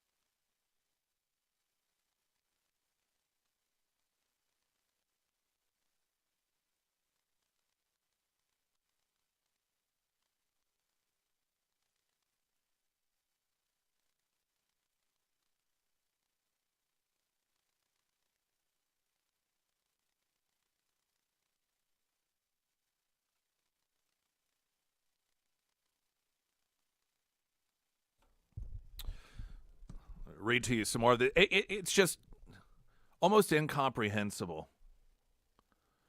New UN-backed legal recommendation that kids, that there should be no illegal sex when it comes to kids. If you find a 4-year-old you convinced to have sex with you, so be it.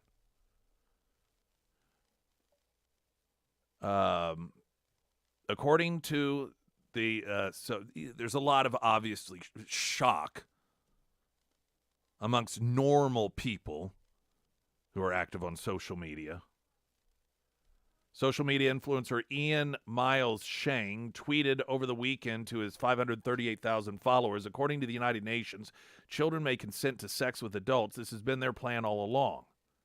No minimum age of sexual consent is suggested in the report.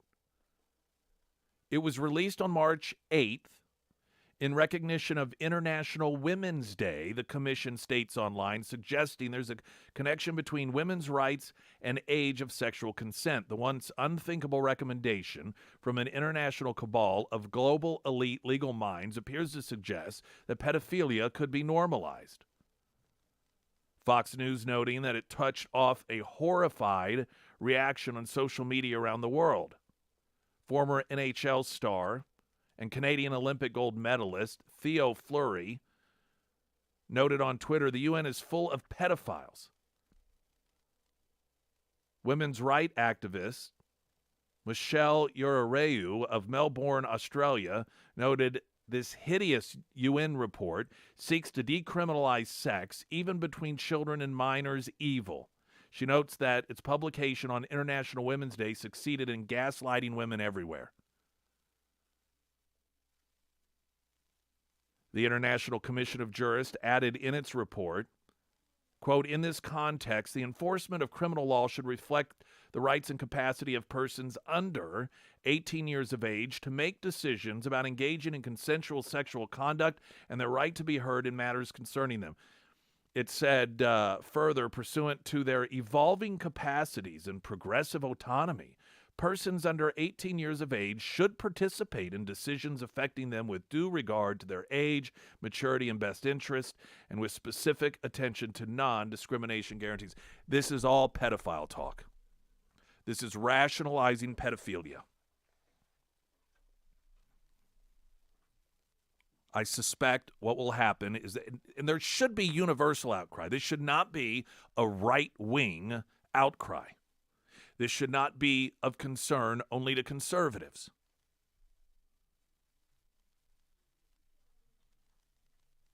There should not be a division here politically. If this isn't enough to get us the hell out of the United Nations, I mean, this is an United Nations is one of the most damaging organizations that exist in the world. Many people dismiss it as being useless because they don't see any value in this utopian goal of bringing about world peace.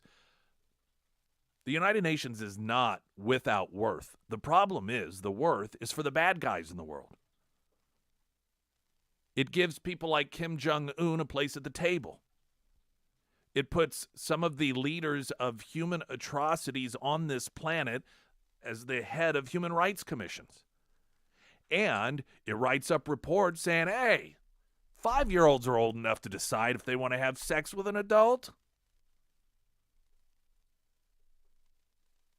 If there is any sort of pushback, I suspect what will occur is the United Nations will, no, that's not why.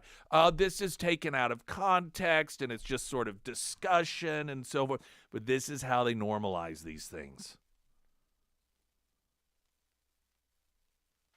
And we've been watching the things that even here in this country, adults, politicians, support happening to kids were things 10 years ago no one in their right mind would have supported. But those who see children as their personal playthings have managed to get a foothold in one political party in particular, and they are getting them to do their bidding and normalizing these things. Springfield's Talk 104.1, I'm Nick Reed.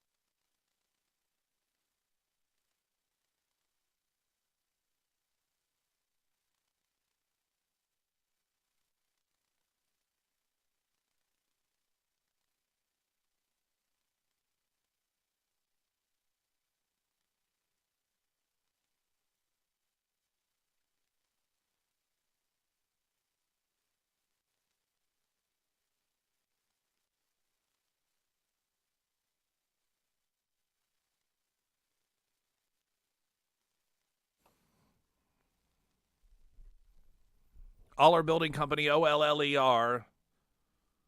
For folks that don't like to do the remodeling, don't want to do the house flipping, you don't want to do any of that stuff. You got to get a new home. Maybe you're upsizing, downsizing, whatever it may be. You just want to change the scenery, but you don't want to update the carpeting, to change out the fixtures. With Aller Building Company, you pick it all out from the beginning. There's showroom floor. You can do it within a matter of hours or take weeks, take months if you want to. It's your home. And then that first day that you open that door and you walk in, it is exactly the way you want it. No looking around and saying, well, I guess we'll start on that. We'll start over there. We'll swap those out. It's all the way you want it with the Aller Building Company, OLLER. Here's a story you probably haven't heard about. Transgender teacher in Florida has been removed from the classroom in the Hernando School District, and law enforcement officials have seized the individual's firearms after they allegedly made a comment about wanting to shoot students. WEAR ABC3 reported the teacher, who uses she/her pronouns, had recently learned of a social media post in which their sexual orientation was being discussed negatively. The teacher was sent to the school guidance counselor's office on March 24th after reportedly claiming to be having, quote, bad thoughts. The teacher allegedly made concerning comments about self-harm and said they were having suicidal thoughts and that they owned firearms and, quote, wanted to shoot some students due to them not performing to their abilities. The Hernando County Sheriff's Office quickly responded to the incident by removing 3 firearms and ammunition from the teacher's home the same day. Florida Department of Education released a statement Friday indicating that the teacher had been removed from the classroom. Well, that's good to know. I believe I saw a subsequent story that noted that this teacher is no longer with the district. I would hope that, yes, that is the proper steps that one would take when you have a teacher that's openly talking about murdering students. Hell, if it weren't Florida, who knows? If it were Illinois, that person may have gotten a promotion. Glenn Beck is coming up next. I will talk to you tomorrow. I am Nick Reed.